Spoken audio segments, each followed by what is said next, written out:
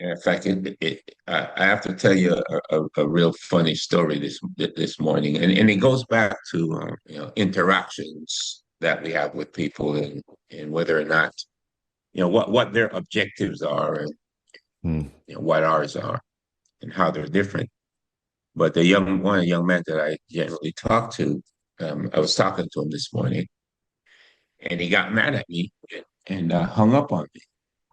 Oh, Right? Yeah, hang on hang on for a second. okay. He was dead set on convincing me that his sister called the cops on him in malice, and that he did absolutely nothing to justify her calling the cops. Mhm. And he kept telling me that he never hit her.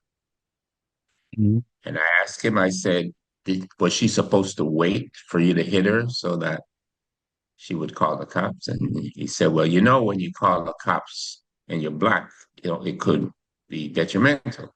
Mhm. I said, I mean, I'm not going to argue that, but, the fact that she called the cops, she felt threatened. Whether you didn't feel you threatened her or not, I understand that you may feel that you were not threatening because you didn't hit her, but, people feel threatened for different reasons. So I'm not going to sit here and agree with you that your sister just called the cops out of malice and you didn't do nothing to deserve it. I said, I don't know the full story, but I would come to believe that your sister that lets you enter her house to visit your mother is not necessarily have this malicious intent to hurt you without any justification. And he was trying to convince me that I needed to side with him because clearly the being a black man in America, and whenever you confront the cops, it could become detrimental. And I said, yeah, I don't disagree with that. But I told him, I said, look, he gave me three instances of Rodney King and a few blacks that were roughed up and died. And I said, well, I agree. It's a fact. But, there's a lot of other interactions that did not result in death. And I shared with him an experience that I had in Arizona. I think I may have shared it with you, but my wife and I was going to an anniversary celebration in Sedona. And we were driving in Arizona in the evening at night. So it was like 9, 10 o'clock, and we were trying to get to the resort. And Mhm. I didn't know where it was, but I was following the GPS, and I was flying down the freeway. I was probably doing about 90 miles an hour. Granted, okay.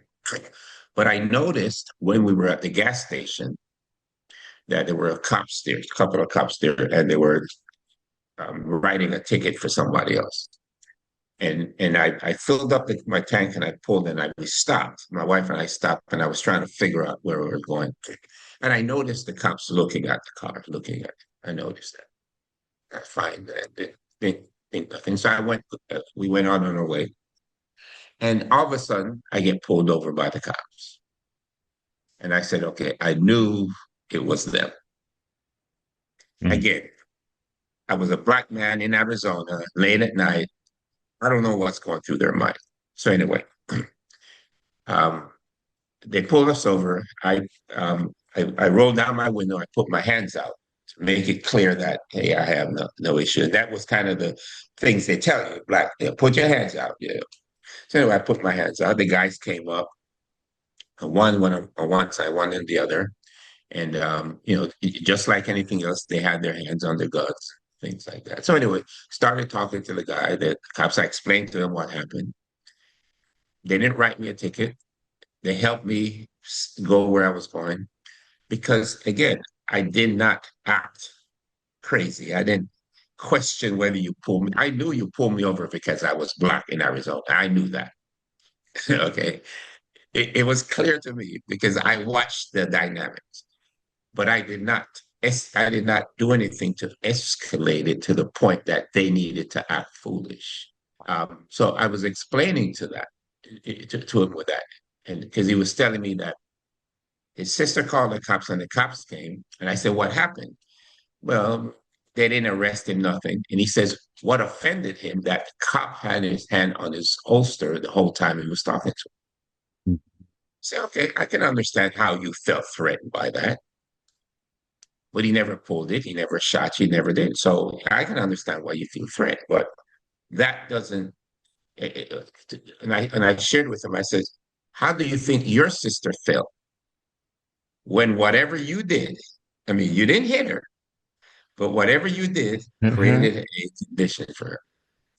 Oh, you can't compare the two. The point I was, the point of the story is again, people disconnect their action from people's reaction, and and generally gets offended by people's reaction based on their perceive how they should act. So his idea was, I didn't hit my sister, even though I may threaten her and do all kinds of stuff, because I did not hit her. She had no justification for feeling threatened. It's like, okay. And when I wouldn't agree with him, he hung up. I said, okay, sorry. Yeah, yeah. For me, you had a discussion with someone, and it's so sad because these white supremacists are taking over this whole red pill perspective. But I usually with my students talk about this kind of red pill perspective, and for me, the red pill from the Matrix means that you're on this inward journey. You're sort of questioning in a way to where you're really looking to change your perspective of life, and this is what it means to be initiated into an esoteric understanding, the deeper sense of things. We kind of talked about um, Jesus and John the Baptist, if you will. And so it was where Jesus was like, hey, I think I'm ready. And John the Baptist was like, well, no, you're not. And then, of course, he came back and he was like, okay, you ready? And so I say that to say that we talked about this before, of where I give people like 15 minutes of my time, Right, right. right? Because they have to be prepared for the perspective that you're talking about. Because everybody's not open-minded, if you will, right? Some people are so stuck on their desires, their exoteric perspective of the world. From a Mhm. yogic standpoint, we would say that their third eye is not open.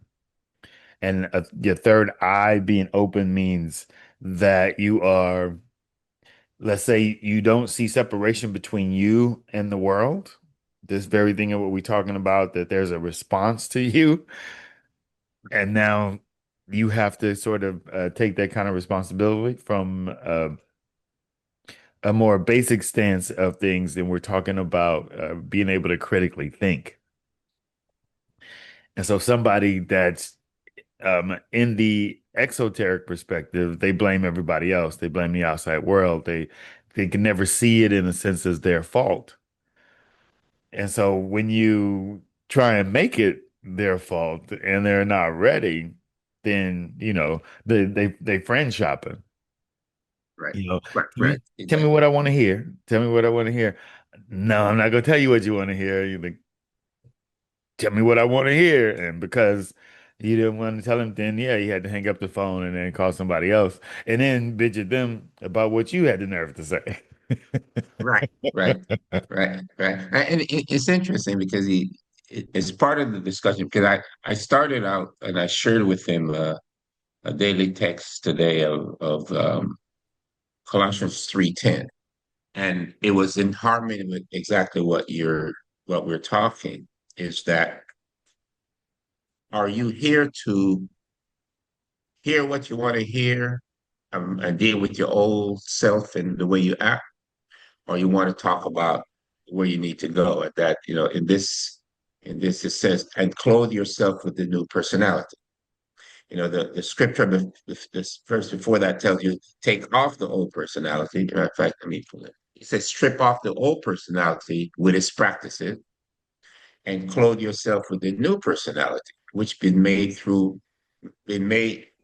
through accurate knowledge is being made new according to the image who created it. I know. So the point that I was trying to make is that you need to continue to change. You need to continue to adjust your way of thinking based on accurate knowledge.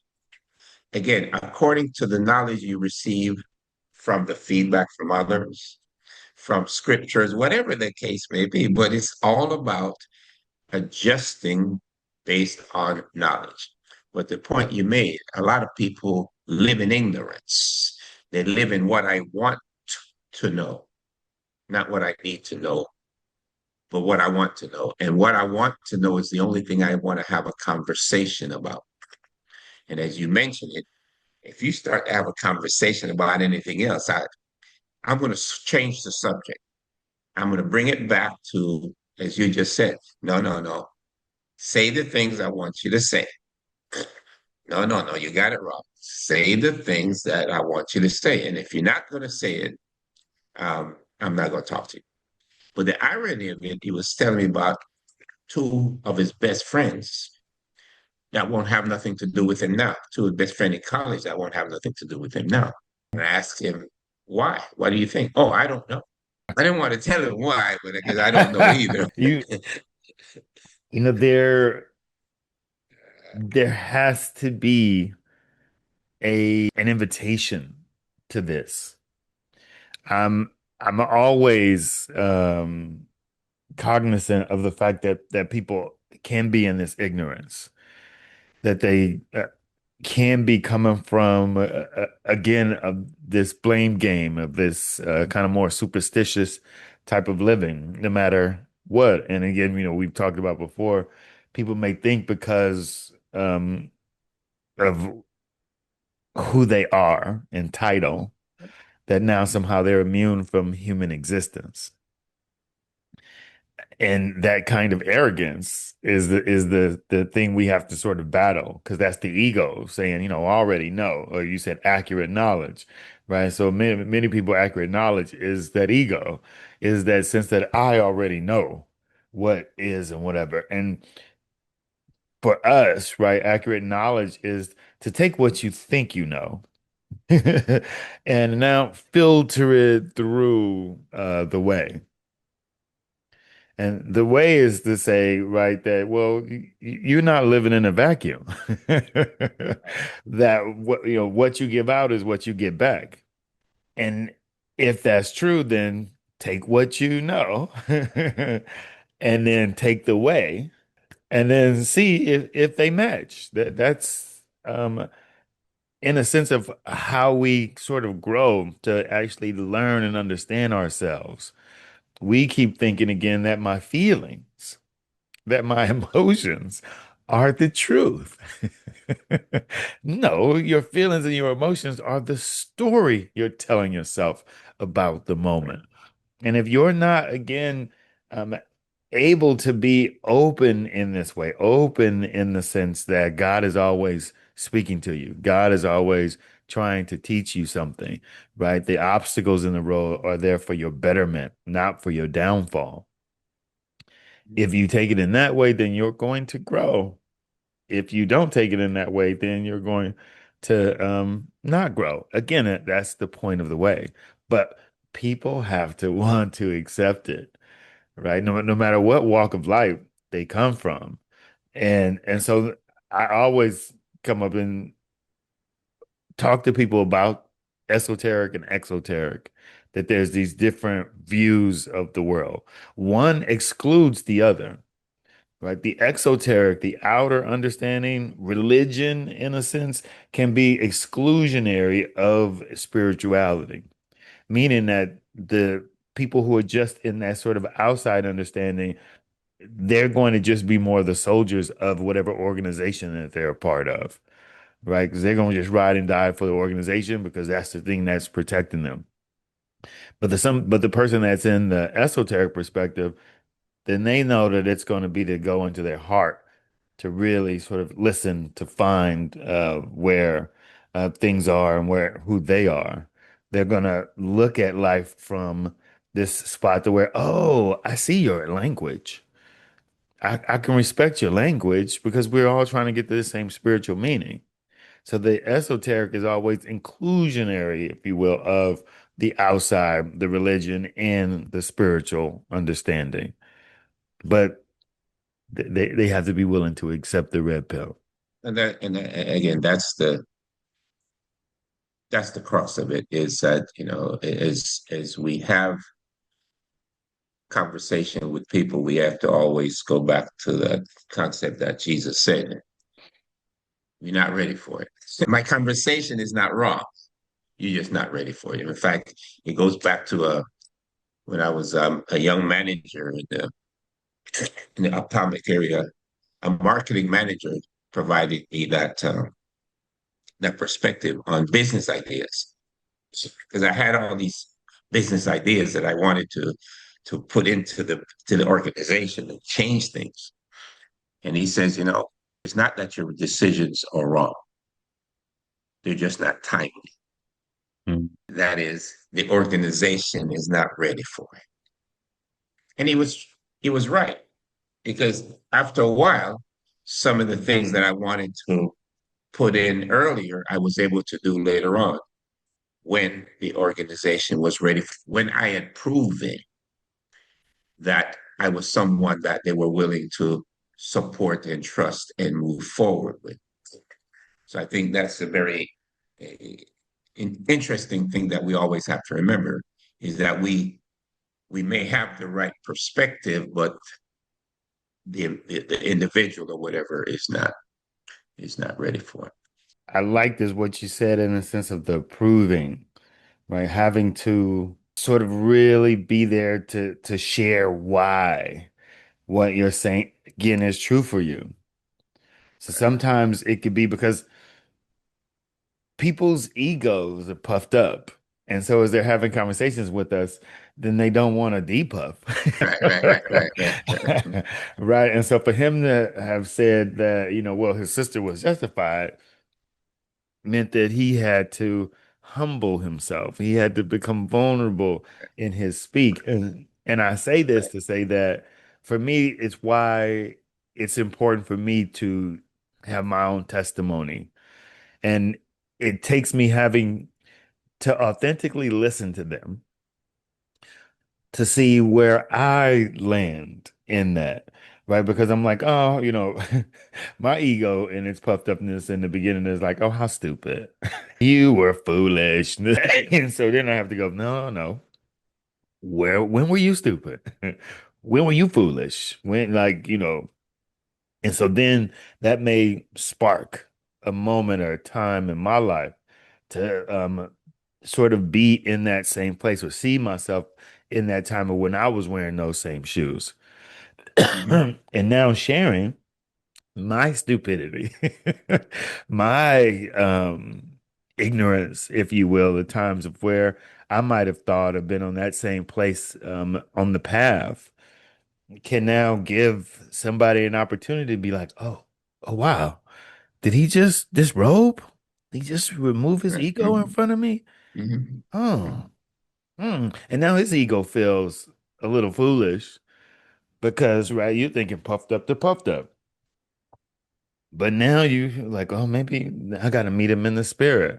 And that sort of disarms that person's sense that, no, you just trying to put me down. You just trying to make me wrong. You just trying to, right now, when I appear as you in that sense, like, oh, well, maybe because nobody, right, no ego wants to look bad. And that's the superpower of this is that everybody is trying to have their cape on. Right, right, right. Yeah. And so when you take your cape off, and people are like, "What the hell?" My students are always like, "Wow, you shared in such this way that it really changed my life in a sense." And it's all in the sense of me just sharing, stories of my stupidity so that they again can be disarmed because I always get it's unfair of me to speak to them as if they should understand the practice the way that I do, who's been doing this for 20 years, thoughtfully. right, right, right. But the point you're making also is a powerful one. Is that after a while in your growth, in your transition, and in your adjustment in your understanding, as you gain that knowledge, you begin to critically evaluate. I like the way you say it, and I really appreciate you using the way because it fundamentally changes that concept of guidance of worship rather than religion. I really appreciate it because in the whole idea, and I think we talked about this last week, is religion versus spiritual guidance from God. And we know that the spiritual guidance from God existed long before religion, and religion was just a construct that is actually a distraction from the way, okay, from the distraction from the way.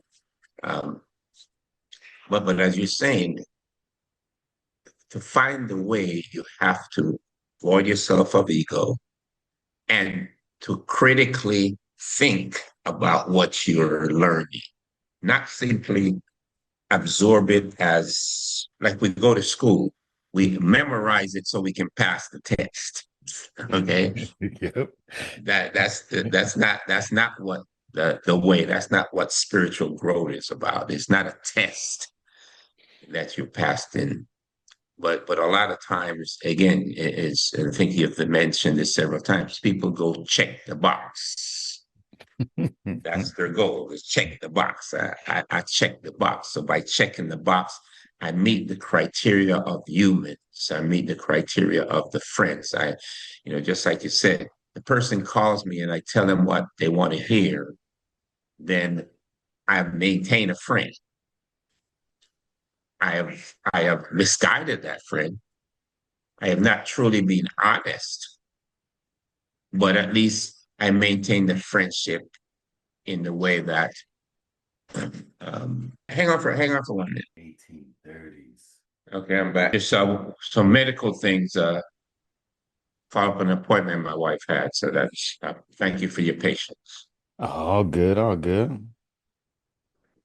Yeah, while you were gone, I was thinking of what you were talking about, and what I did was I looked up indoctrination, right? And so we see today like the difference between critical thinking or teaching people to critically think, let's say that, and indoctrinating people into think what we want them to think.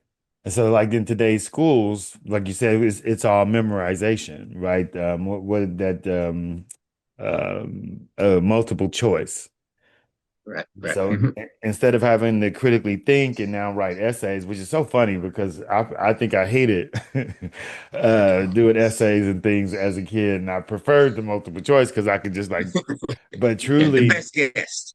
yeah, but truly, the critical thinking was everything. But that is sort of what, and right in, indoctrination again is a European word.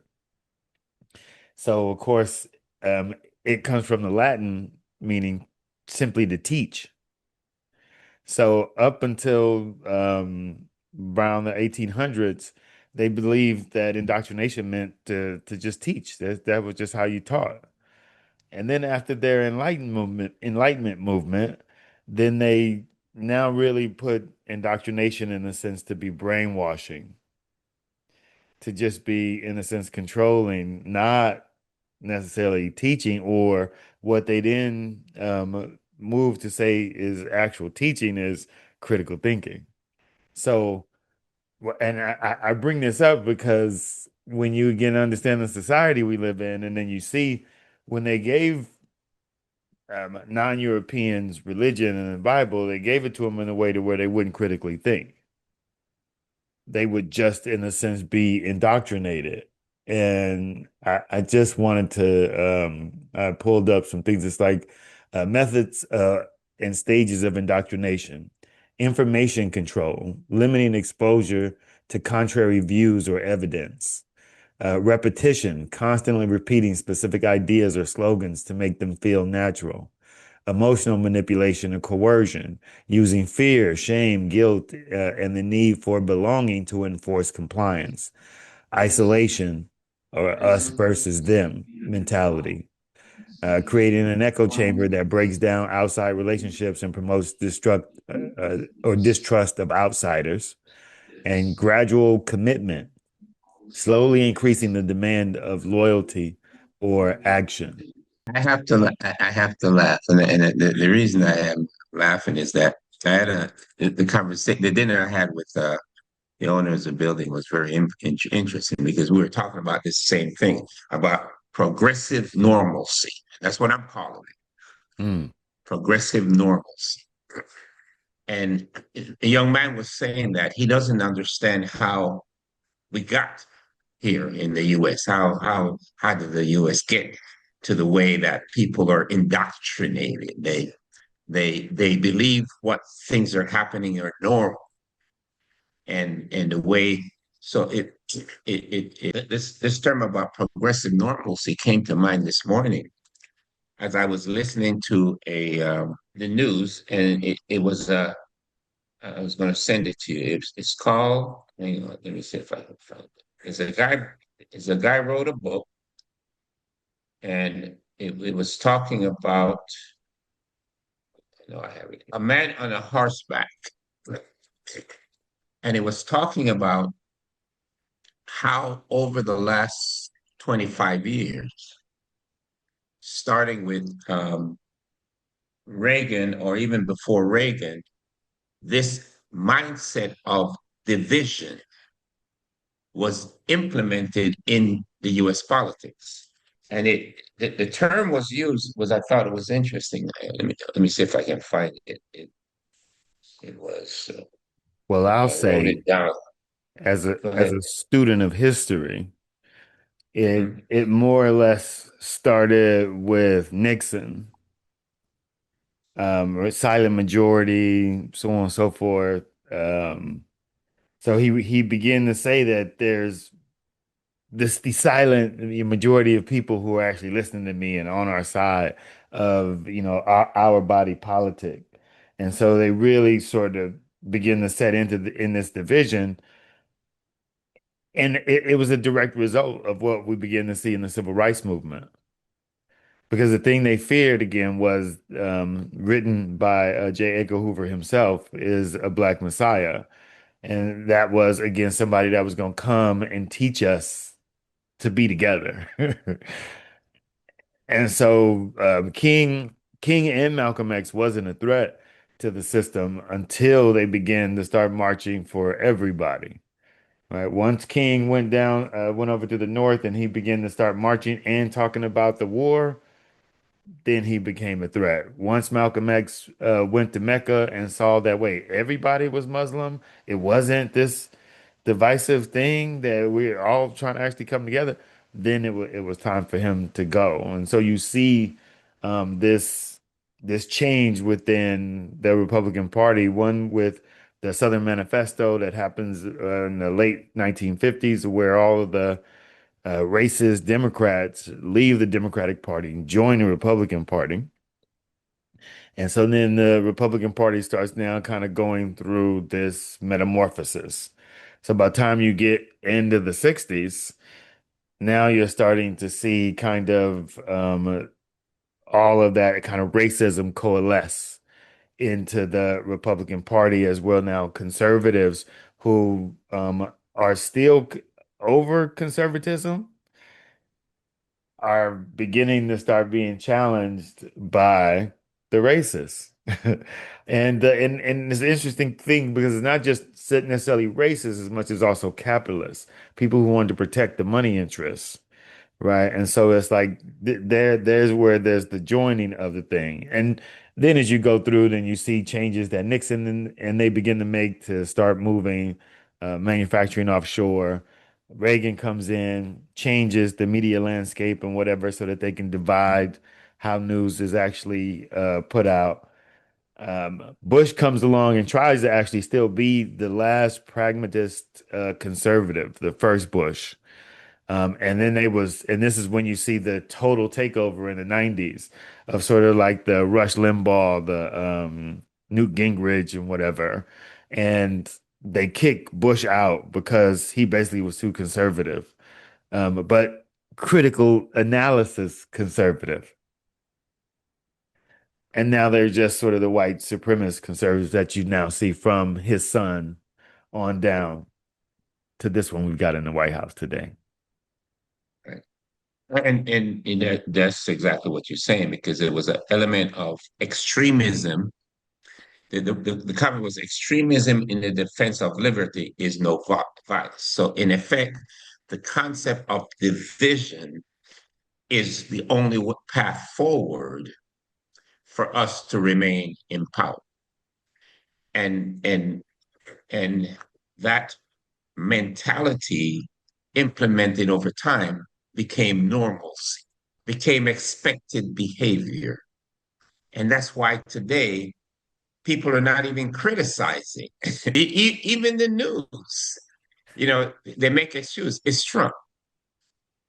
It's Trump. It's normal. Creating, Hmm. creating, fomenting division.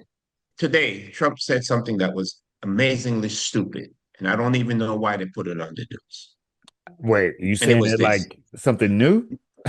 Well, yeah, that's why you said normal, right? Normal. You see, he said this. He said this. He said this. The the and Spirit Airlines said the last nail in the coffin was the high prices of gas that came about over the war. Hmm. Made it clear we're in bankruptcy, we're struggling, but we can't afford the oil price anymore, okay? Because we're about the low cost airline, okay? We know that, so we can't do it. So that's what they said. Trump came up and said it was Biden's fault that the Spirit airline went out of business because it didn't allow them to merge with JetBlue 5 years ago or something. And I'm saying, you guys really put this on the news? Why would this be newsworthy? Why would this be something that's even presented as a possible topic of discussion? The normalcy of the greed. Because what he actually said was that mergers are good, monopolies are good. And because Biden did not go along with a merger or a monopoly or whatever with business, then this is why they got what they got. Don't believe your own eyes. And again, right, you bring up Trump again because all of the methods of indoctrination Yeah, you see is used by Trump. yeah, every one of them. Yeah, you were reading that. I'm like, nah, whose picture is it next to that word? But see, Oh this yeah, is yeah, all understood. It's not something by mistake again. Here, this is what happens when people are indoctrinated and they're not really allowed to critically think. And so when you're indoctrinated in the different institutions that you're a part of, from your religious institutions to your learning institutions to your media institutions, they all teach in a form of just repeating of us versus them, right? It's like, why you say, well, why is it newsworthy? If reporters are supposed to be speaking the facts and they're supposed to be some of the most educated people, is what they are supposed to be in a sense of journalists, then why do they always talk in the terms of race? When race is a concept that we know is just not true and what it is now being used for, but yet they still talk in this sort of us versus them mentality. And they're repeating the same thing. If you watch the news, it's as if it's not as if, they're reading the same talking points from, and it's like news from 2 to 6. and it's the same news. It's Oh just yeah, yeah, right, right, yeah, yeah, like, well, so ain't nothing else yeah. happening? Yeah, right, right, right. Yeah. No, that is funny though, because again, you watch the news at 2 o'clock and then at 3 o'clock another uh, you know, reporter comes on and it's the same news. And another one and it's the same news. No, no, you're right. You're right. It's just the same news presented by a different person with a different tone of voice and sometimes maybe with a little more distortion from the perspective that they provide. And this is for me like the crux of it, of why again at first as an atheist I was against religion. And then what shifted for me was just recognizing this simple thing, the difference between indoctrination and critical thinking, is that within this system of white supremacy, of Western culture and whatever, that they are big in indoctrinating the lower classes, if you will, what they consider the lower classes, Right. and Hmm. them, in a sense, having the ability to critically think. That's what a university was. Right now, you don't got the basics, you go up, and now you're going to get this ability to really critically think. And that was what happened in the 60s as black folks began to start getting, but now from the 50s, from the money that we were getting from World War II. Now we were able to start going to universities and have great access to universities. And so when if you ever listen to a Stokely Carmichael speak, and you're like, wow, I have in the past. Yeah. right? What happened to this brother was that he actually now got to read different viewpoints, to actually read what folks were saying, that may have disagreed and so on and so forth. And boom. And so now, as he's been enlightened or opened, he can speak in this way to where people are like, wow, this is just simple. Same thing that happens to Malcolm X. Same thing that happens to Martin Luther King, who is teaching yoga as a Christian preacher. What is ahimsa? Yeah, he goes to India to speak to Gandhi and get Gandhi's whole Right. Right. movement, Hmm. right? And Hmm. so the enlightenment of the opening of no matter who you are, Christian, a Jew, to Muslim, to whatever, is you now recognizing that there is no separation, that you are sort of in this beautiful garden, that the leaves and the trees and shit are dying around you because of your existence. Maybe you need to go change and clean up your wicked ways and whatever. If the people around me are always complaining and arguing and wanting to fight with what it is, that I'm doing or saying, don't matter what your intention is, but without your ability to see that you play a part in it, then yeah, you see people walk around blind because they've been indoctrinated into blindness, into stupidity, into ignorance, into the way of the devil or the ego, Right. easily Right. misled.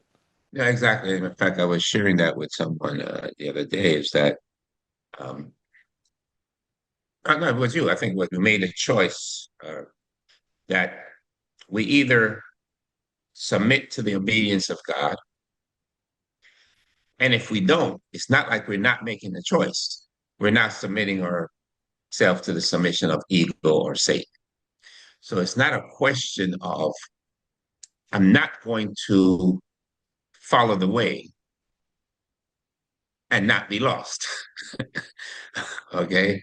I'm going to be lost. Whether I accept the fact that I'm lost or not doesn't mean I'm not lost. And I think to the point, that's where some people are. They're not literally accepting the fact that, hey, I'm lost.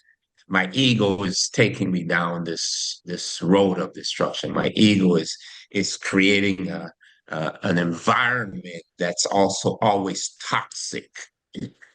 And it's not because the environment is toxic, it's because I'm toxic. And by being toxic, I'm intoxicating the environment around me. And I think that's indeed as the scripture said, the first position that we have to take is humble ourselves to God and recognizing that. it's in that humility to God. Now we can begin to gain the knowledge and the understanding that we need in order to move forward and progress. But without that humility, then we are stuck on, as you said, what I know or what I care to know, because what I care to now know allows me to be the master of my life. It allows me as the dialogue in the uh, in the garden. It allows me to be God rather Hmm. than submit to God. Hmm. And in their lives, the dialogue. It was another guy, but in their lives, the dialogue is that we can either decided to be guided by God and submit to Him, or be God, and then Here is again the very explanation of the devil. You thought or think that you're God, and now you become envious and all of these things and right, whatever.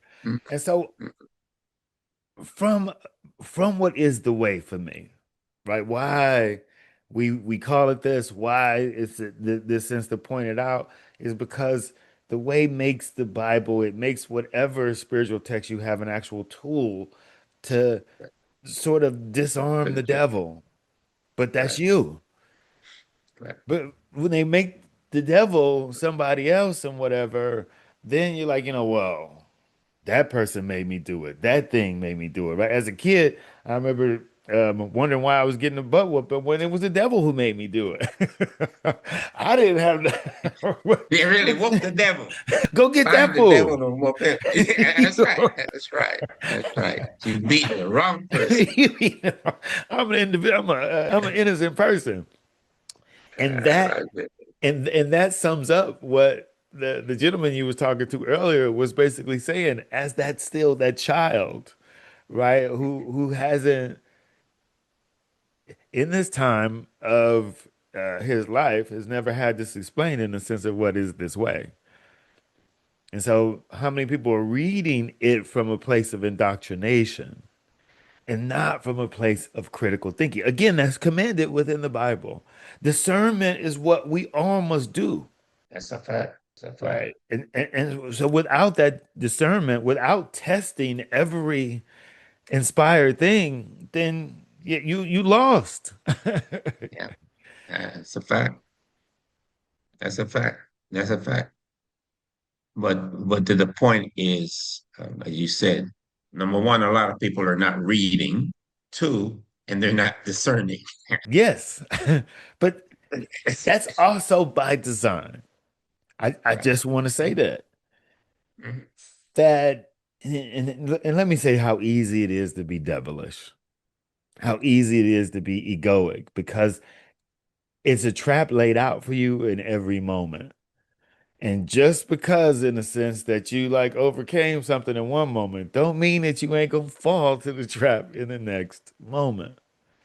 No, And so I no. think many of us start off in what is the innocence of what it is that we're inspired to do. And in these many victories and whatever and accolades, that now we get caught up in the victories and the accolades, and we lose sort of that innocent sense of why and what it is that we had actually came to do. Now it could just be become, like stroke my ego, tell me I'm good, pay me, right? Protect me because I'm right, because I was right back 10 years ago. And that's something that always has to be guarded against. It's not a right or wrong. But when again, you see people just proclaiming who they are, like, well, I'm Jah. And because I'm Jah, then I'm straight, right? There's no need to critically look at me. Right. Right. And there, I think, is the ease of anybody becoming wicked, because we're now puffed up of what I've done back in the day. Michael Jackson, in the sense of, well, I'm Michael Jackson. It's like, well, yeah, dude, that was the 80s. That was, some of the early 90s. Now, you still doing that. you're not being that. You're doing that from that time. There's a difference in what it is to be still present in the moment or living off of, who you once were. It's interesting because as you thought that I was thinking about something and it ran out of my mind. But the point you're making is this. Well, in harmony with what you're saying is that when Satan attacked Jesus, he tried different things, and then he switched from the direct attack, and then he started using the religious leaders and others. Because remember, he first went to the wilderness to be tested, and after he was tested, it says the devil said he'll come back at a more convenient time. He didn't say I was over. He didn't say you're done, you're past it. No, no, no.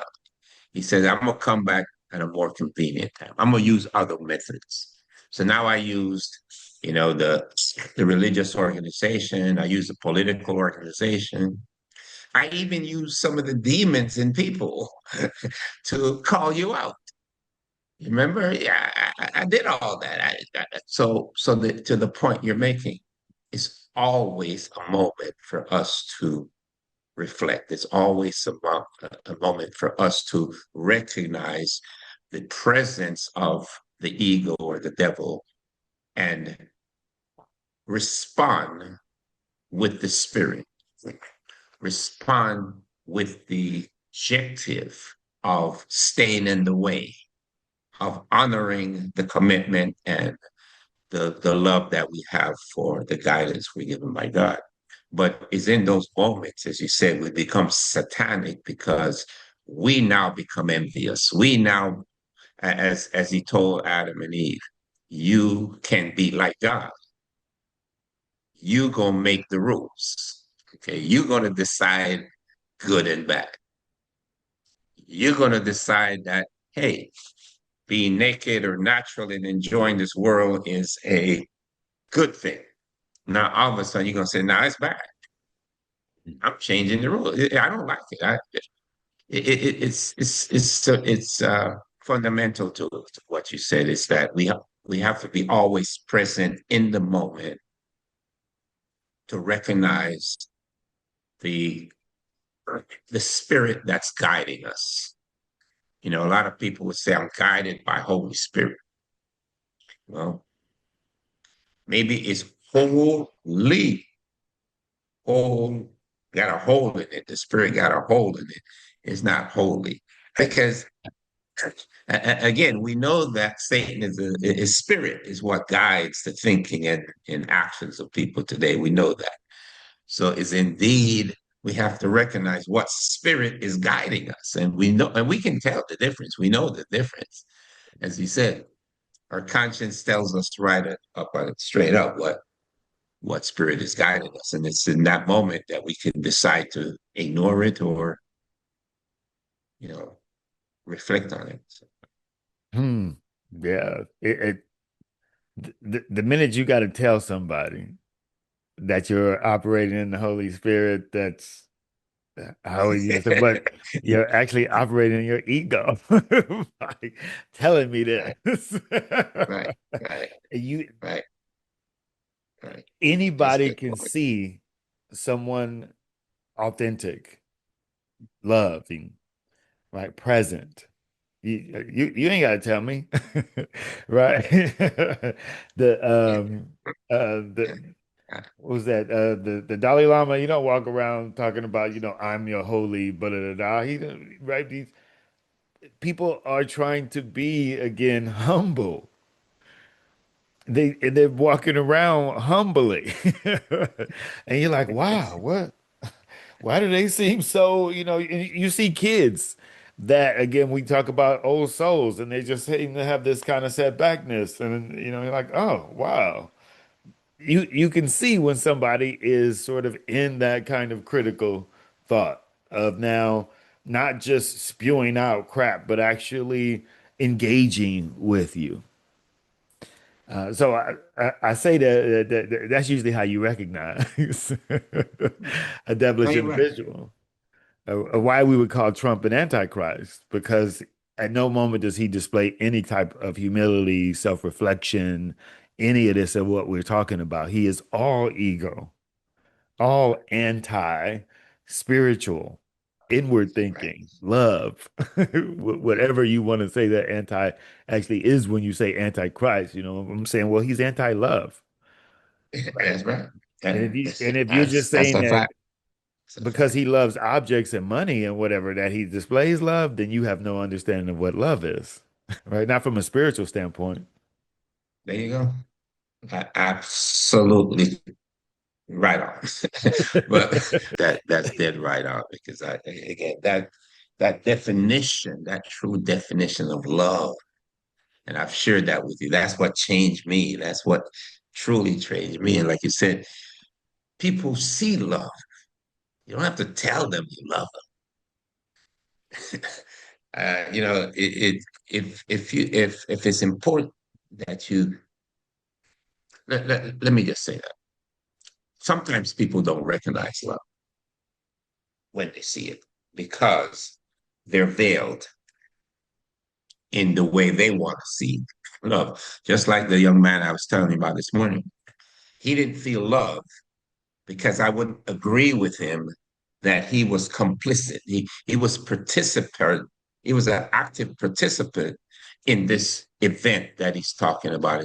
His sister, where he cannot have a relationship with his sister. He tells me that, oh, she let me come to her and she'll let me come into her house to visit our mother, but otherwise she won't let me come into her house. I said, okay, well, at least she's showing you some love. That I mean, she if she was really about malice, she would have really just not even, because she is protecting herself and her family. So now she's saying you can come in and you can speak with your mother, but I don't want you engaging with my family because of your destructive, negative, whatever, egotistical act. But I'm not denying you your relationship with your mom. See, to me, if she had a malice and really meant to do him harm, that's the way I would go. That's the way I go. I hit you where it hurts. True. But again, What does he know that a veil exists? Or is it just some otherly concept within a book he's read well, he or goes not to read? church. No, he goes to church. He started the conversation. Says, "Oh, I didn't go to church this week." I said, well, I was negative. I said, well, you probably don't. You shouldn't go to that church anyway because you're not learning anything. But he told me that though. Okay, I'm not making that up. Okay, he told No, me. there is my point. Like you're Right, demonstrating that you right, don't know this concept. And right, I never mean any disrespect to anybody's religion and whatever. As we are talking simply about indoctrination and critical thinking, right, right, then right, every everybody can be guilty of this in some way, in the sense of just because indoctrination is something that works. It is a quick way to help you sort of get this stuff down if it's actually being used for good purposes. Right, right. We right, do right, things repetitively right, so that now I can learn it in a way to where it's in me. right, So it's right, not to say that it's not a bad thing, right? It is a tool of learning. But when you understand that, right, like get back to this mystery system to explain it in this way, because indoctrination has always been used. So in the mystery system, again, the external and the internal. So the external has always been the myth. So the myth or the story is what people were indoctrinated with, just repeatedly told and whatever, and kind of given this sort of moral relevancy of good and bad for kids to be like, oh, okay, whoa, this is important. And then when they were ready to be baptized, initiated, or taken into the inner mysteries, the depths of, now taught they got taught the same story, but from a critical lens.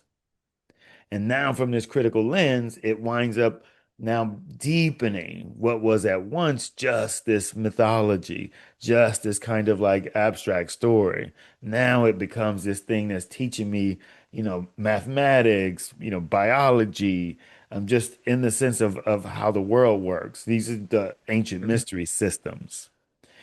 And this is what we see is that many churches, many institutions indoctrinate, but at no point open somebody up for critical thinking. We in our meetings, there's a lot of repetition. It's interesting because I look at it two ways. One of them, to your point, is to reinforce the thinking. And one an example is we keep reminding people that the organization is not perfect and people in the organization are not perfect. The point of this is a lot of times as people come into the truth as a Jehovah's Witness, they begin to look at people in the organization as perfect. So when they make mistakes, when they make errors and maybe say something or do something that offends you, then all of a sudden the religion is bad. The religion, it's not whatever it is because that one person has behaved as an imperfect human, which which we all are imperfect human. We're going to make mistakes, and that's why the Bible encourages us to forgive freely. Mm. And it's interesting that something was highlighted the other day. Again, I knew it, but it became even more fundamentally important the other day was this: your forgiveness from God is contingent on you forgiving others before you go to God. Right, right. Like that. Yeah, how do you go to God not humble? But the point, how many people go to God and beg for forgiveness as they're holding grudges Right. with others? They're holding grudges. They're holding grudges. But they don't understand that God says you come to me for forgiveness, to plead for forgiveness, and you turn your back and not even willing to do the same to your brother. It's like, no, the Bible says you come to the altar like that, just leave your stuff at the altar, go take care of it, and then come back when you're done. Okay. And don't come back with this, I'm sorry. Okay, don't come back with this. In fact, it said the point it made says you must be forgiving from the heart. So this superficial thing, no. God said, "No, don't come with me with that. Don't come here with that." But people don't get that because they don't have that critical thinking. They don't go in there and analyze that scripture the way it really is meant to be. Is you cannot ask for forgiveness. And I'm not talking about get forgiveness, all right? I'm not even escalating it that way. You can't even ask for forgiveness without extending forgiveness. It, man, it goes back to why I asked again, does he understand the veil? And this for me is just always an opportunity to teach because that there goes back to that red pill conversation. Like, listen, do you understand what a veil is? Do you understand the whole filter here? If you do, then we can have a longer conversation. If you don't, and I can't sit here and have a veil, an ego, you are innocent conversation. I personally, who understand the veil and always got to get that, we have to sort of um, be listening to people through that sort of lens, if you will, and even listening to ourselves. When anytime somebody's telling me about somebody else, right, that they're complaining about, then I'm actually listening to them. It ain't about the other person. This is the point that you're saying of why like you can't go ask for forgiveness if you haven't actual forgiven because that means that you haven't done that reflection to see how you played a role in that argument. You didn't have to stay there. You didn't have to swing. You didn't have to say those words back. You always have a choice. But for some reason, you decided to speak back, to throw that punch, to stay there and whatever. And why was that?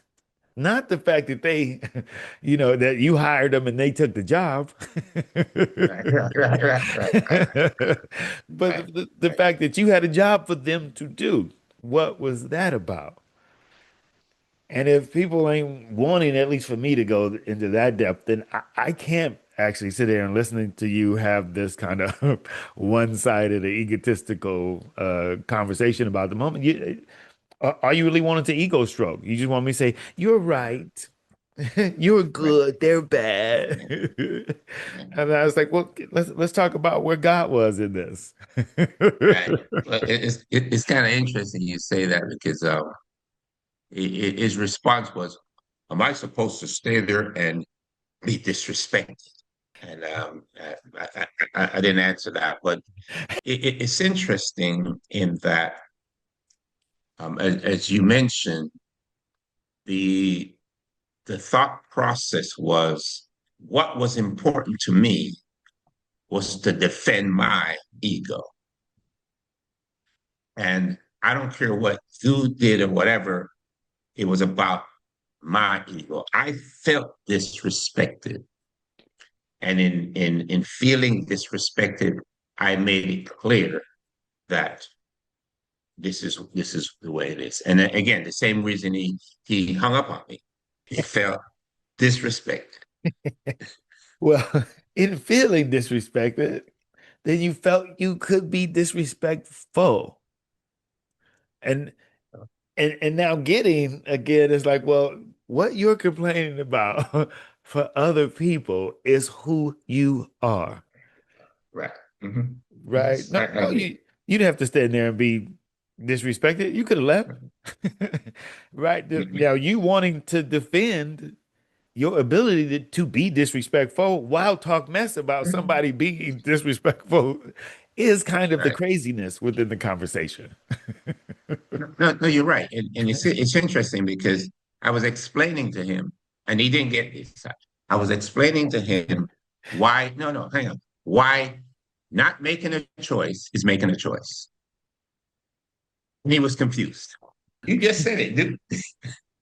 Do I have, hey, no, I don't have to. I'm leaving. I'm making a choice. I'm making a choice for peace. I'm making a choice for harmony. I'm making a choice to protect the relationship. It's interesting. There was another discussion about point about jealousy. He was saying that this guy was jealous of him. It's okay. And I said, well, really, do you really think he was jealous? Why? Da, da, da. So he started giving me all of this reason.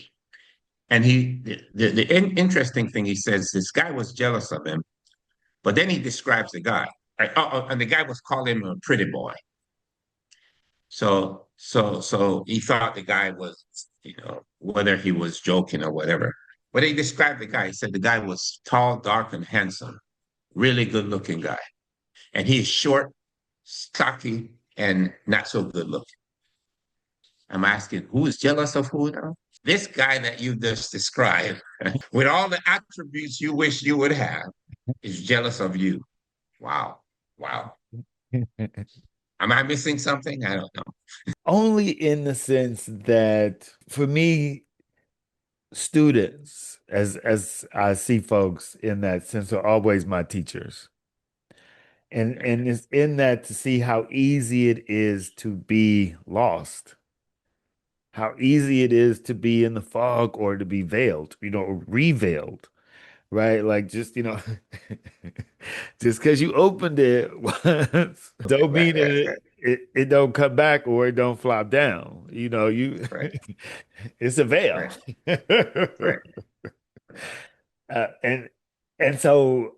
what I love about it, of why I like to teach, why I like to sort of be in this way, is because people get to show me in all of these different things of exactly what you said of what I'm missing, what Right, I don't know because I'm not in those shoes.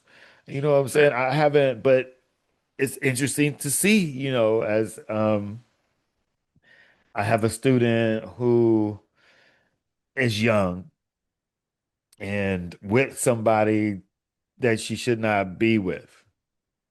But you can't tell her that, of course, that she shouldn't be with him. You can only try and make clear of what are her consequences for the choice that she's making. Now, in the compassionate side, I remember being in my 20s.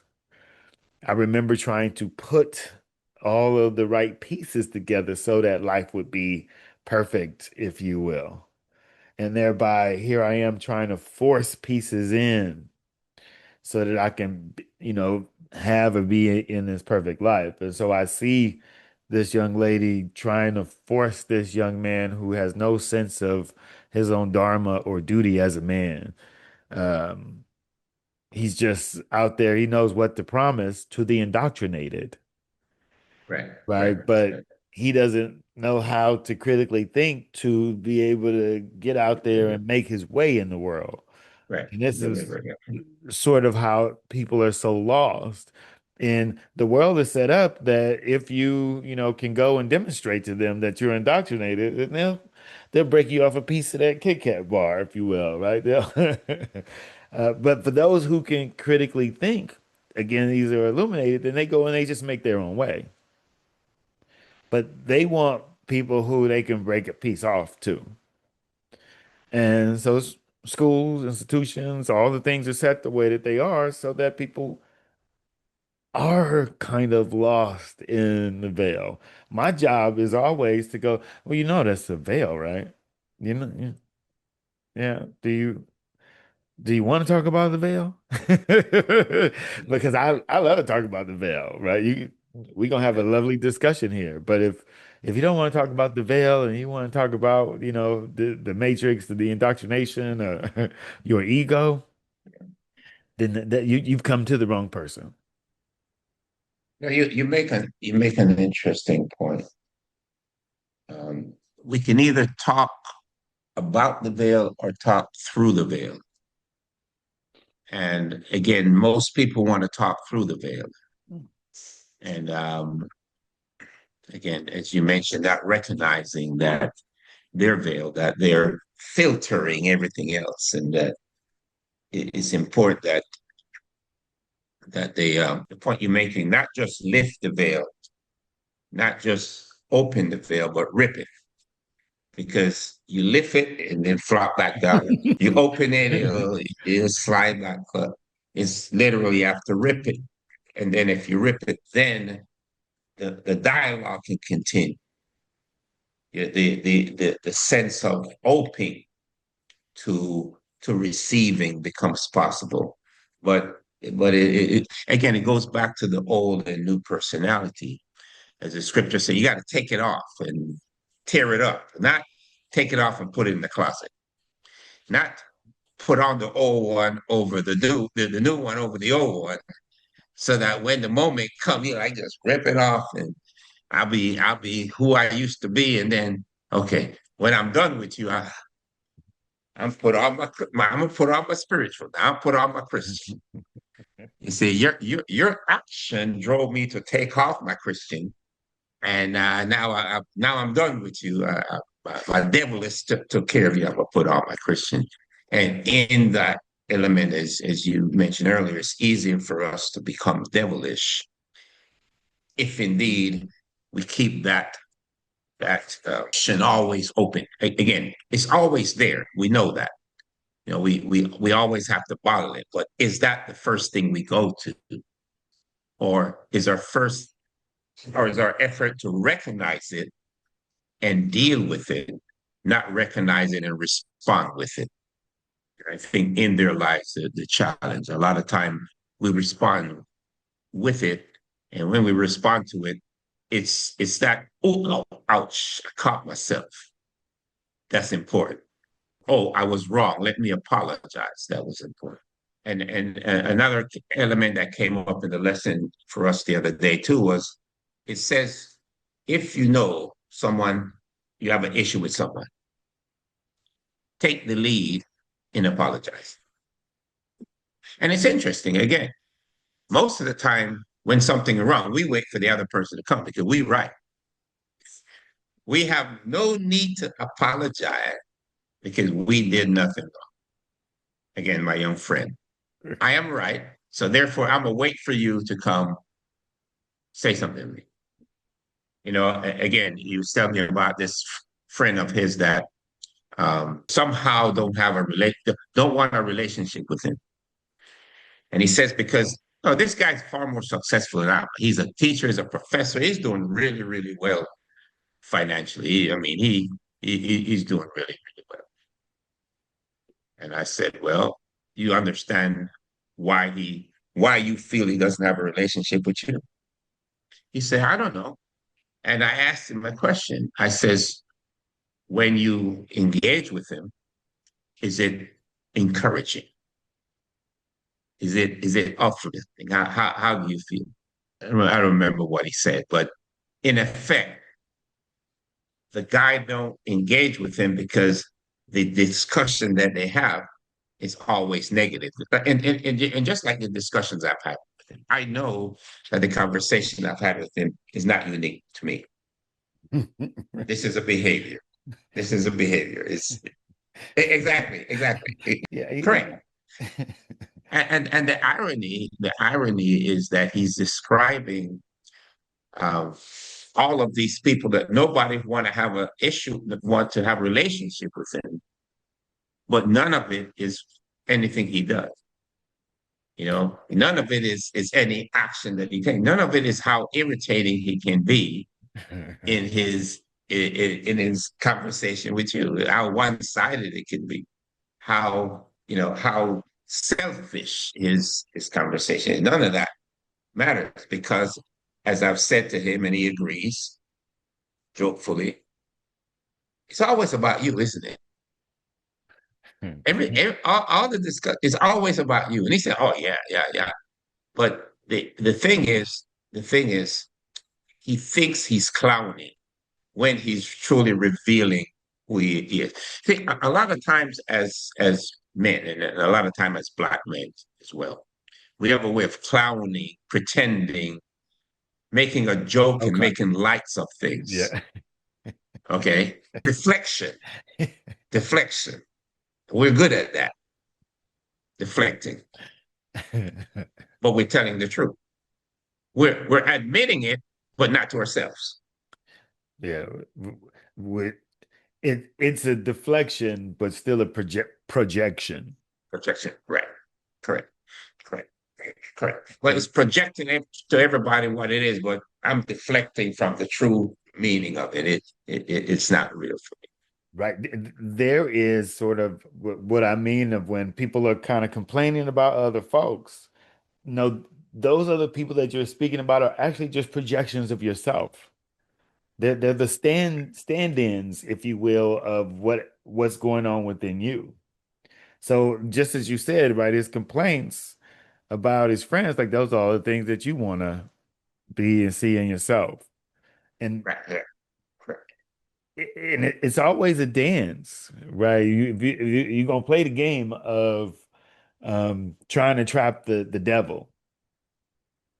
Then it always becomes a dance to see if one again or like, do you want to play?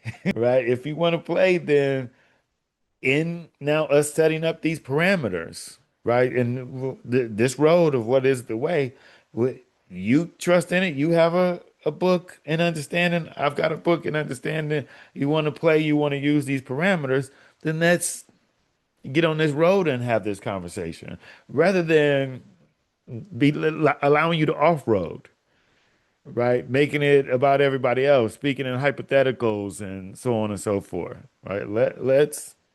But again, if you want to play, then I'm willing to sit for that longer conversation. If you want to off road, then no, I'm not looking to be overturned in your silliness or in your foolishness, which is what we sort of allow. That's why I don't allow people to speak to me in hypotheticals. Okay. So say if somebody is blah, blah, blah, blah, blah. Like, don't do that. Let's be clear on your projection. No, I don't say that. But I'm Right, like, right, right, let's actually speak to the moment that you're talking about. Right, so that you right, don't, you're not allowed to dance further in this off road. Let's bring it in reality. Let's bring it into God's realm of where I right, can tell you of what in my testimony is that you're getting what you're getting based on how you're being. right. That's always the test for me.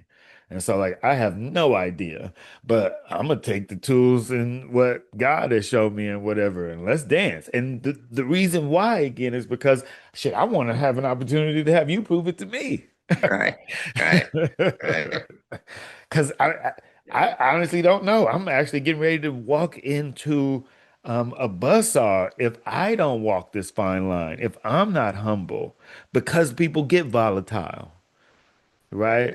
And so for me now to walk down this line means that, okay, listen, let me, because if I don't play it right, then you can blow up. So let me now expose of why I believe this for me. This is when I was foolish. This is when I off-roaded. These are my projections. This is what I understood and what I wind up being shown. So this is the conversation I'm trying to enter into with you. So I have to break off my shell and not be again, because right, oh, John's been doing yoga for 20 years. He's been studying for 20 years. So everybody assumes somehow I walk on water. Like, no, Right. no. Please don't mistake me as not being human because I do like to cuss. I do still like my vices. I still like, have lessons to learn. So it's always important for me to demonstrate again what is my own humanity, to talk about my own foolishness, to sort of lighten the mood. So somebody don't feel like you got to come to me puffed up. Again, Right. lesson learned all those years ago sitting on that couch.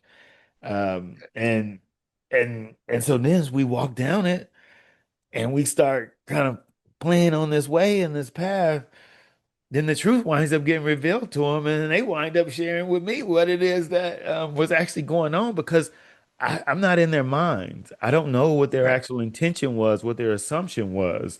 That winds right. up There you coming go. once they've walked down this way, once they've been on this path, then the truth of it starts being revealed and you see it start popping in their head. And I'm like, what's going on? Right? Because here they Right, are right.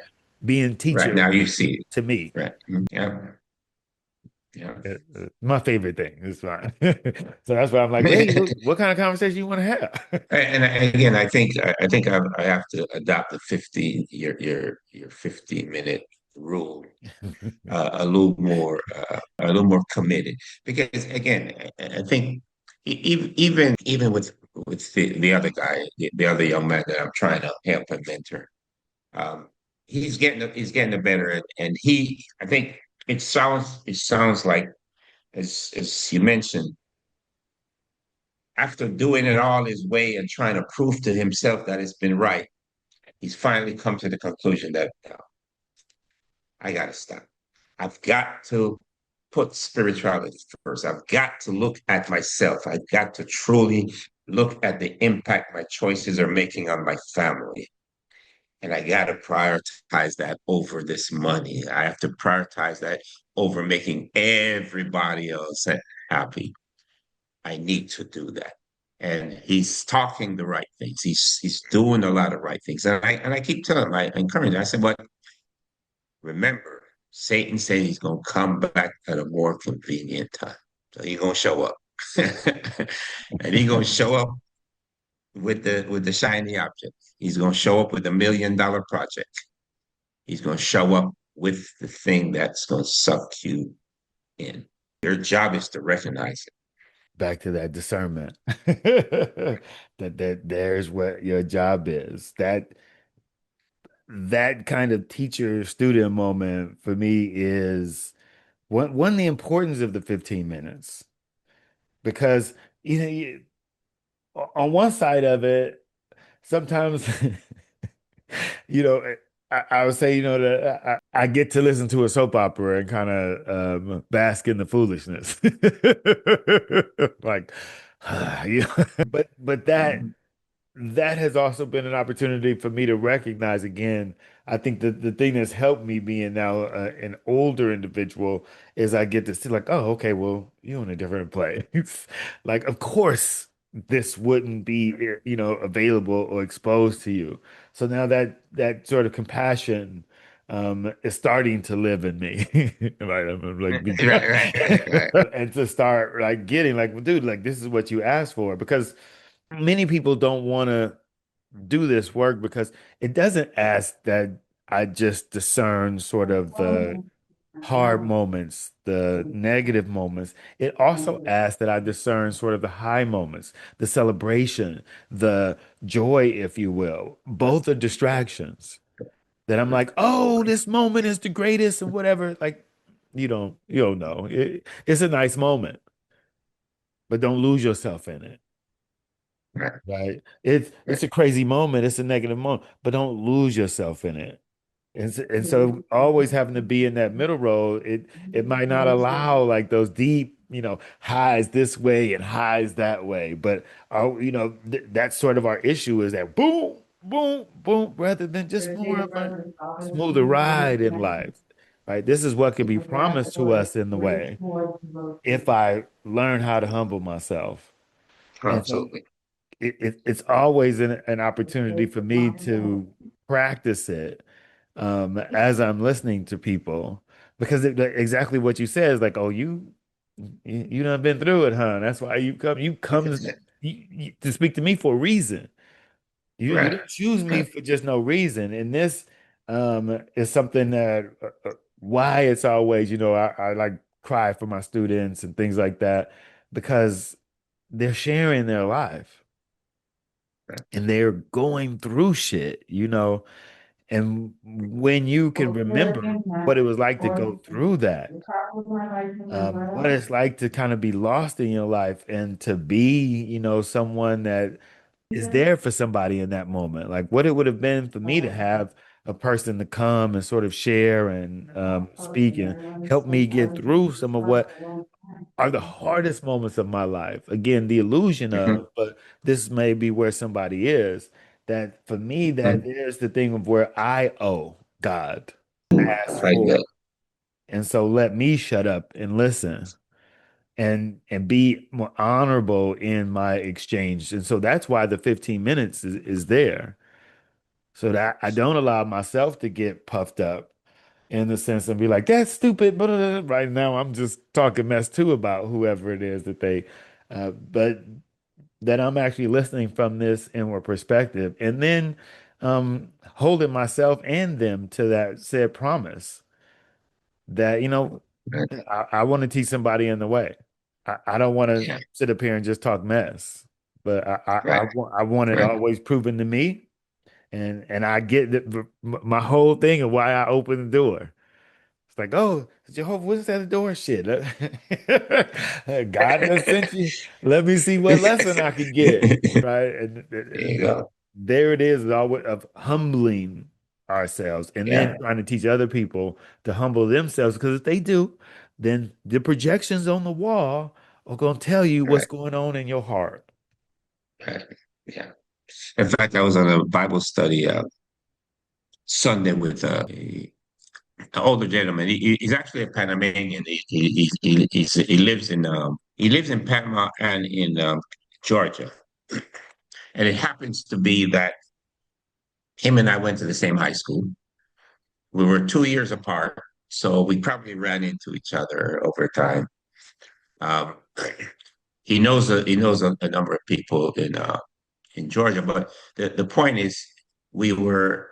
It was my first time, joining the study with him, but I established some common grounds in terms of we're both from Colombia, went to high school together, da da da.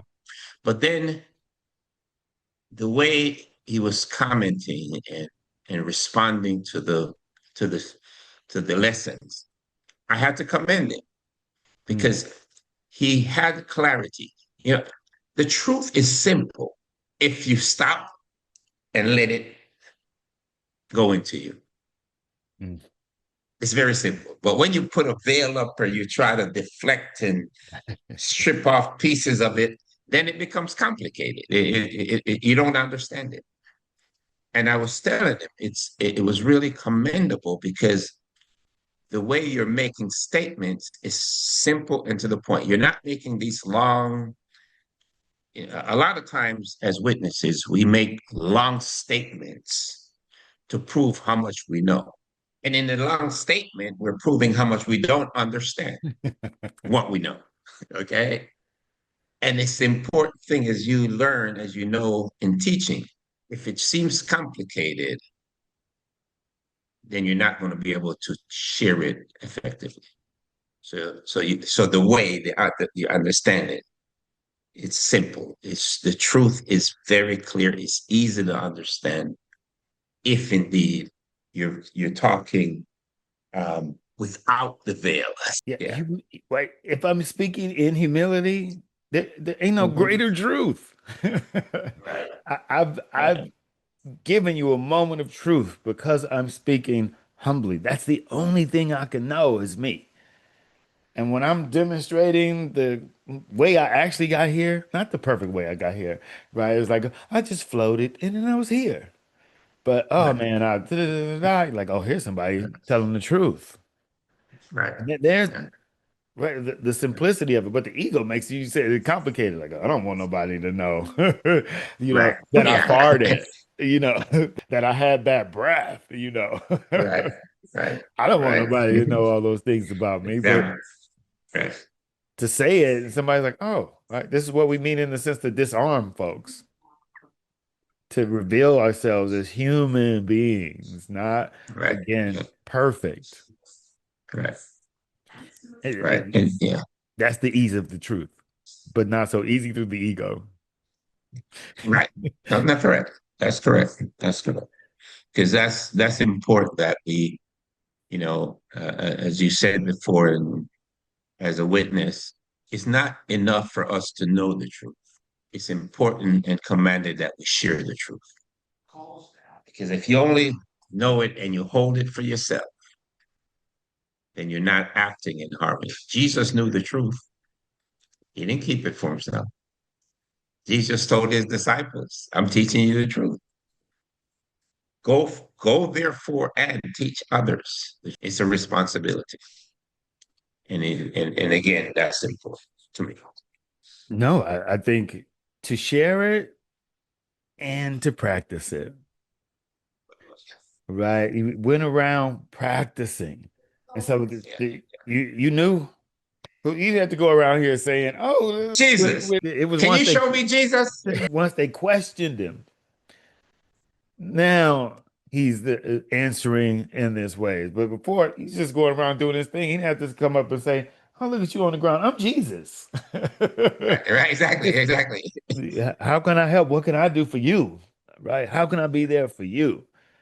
Right? Humbling himself in said practice and teaching. I think Right. sometimes we can teach without the practice. And there we are again in that indoctrination. Or in the hypocrisy. It's probably the same term, but okay, okay. Is that your point? Is that your point? What's the difference? Yes, that's my point, right? That they'll teach you in the sense not to critically think, to just like, Right, right, come join me in my ignorance and my foolishness, right, right, right. right? Rather than come help me in my practice and my teaching. And here's why and what, and I'm somebody in display of it and sharing what it is. That's me making somebody a part of my church, right? But again, my church is each interaction, is each moment in the sense of how I choose to be with someone. There again goes back to that 15 minutes. Like what kind of church you want it to be. You want to be at ears tickle church or a heart revealing church? Which one you want? Real, real. And I don't like wasting my time trying to tickle somebody's ear. Right, right, exactly, exactly, Because you're gonna be exactly. back for the same damn tickle, and then I'm gonna feel a little Right, whorish, right, right, right, right? right. And I'm being Yeah, and used yeah, because you're just coming to me to make you feel good in the moment. And right. no, no, no. I shouldn't have the same. I shouldn't have the same complaint if I've done my job, right?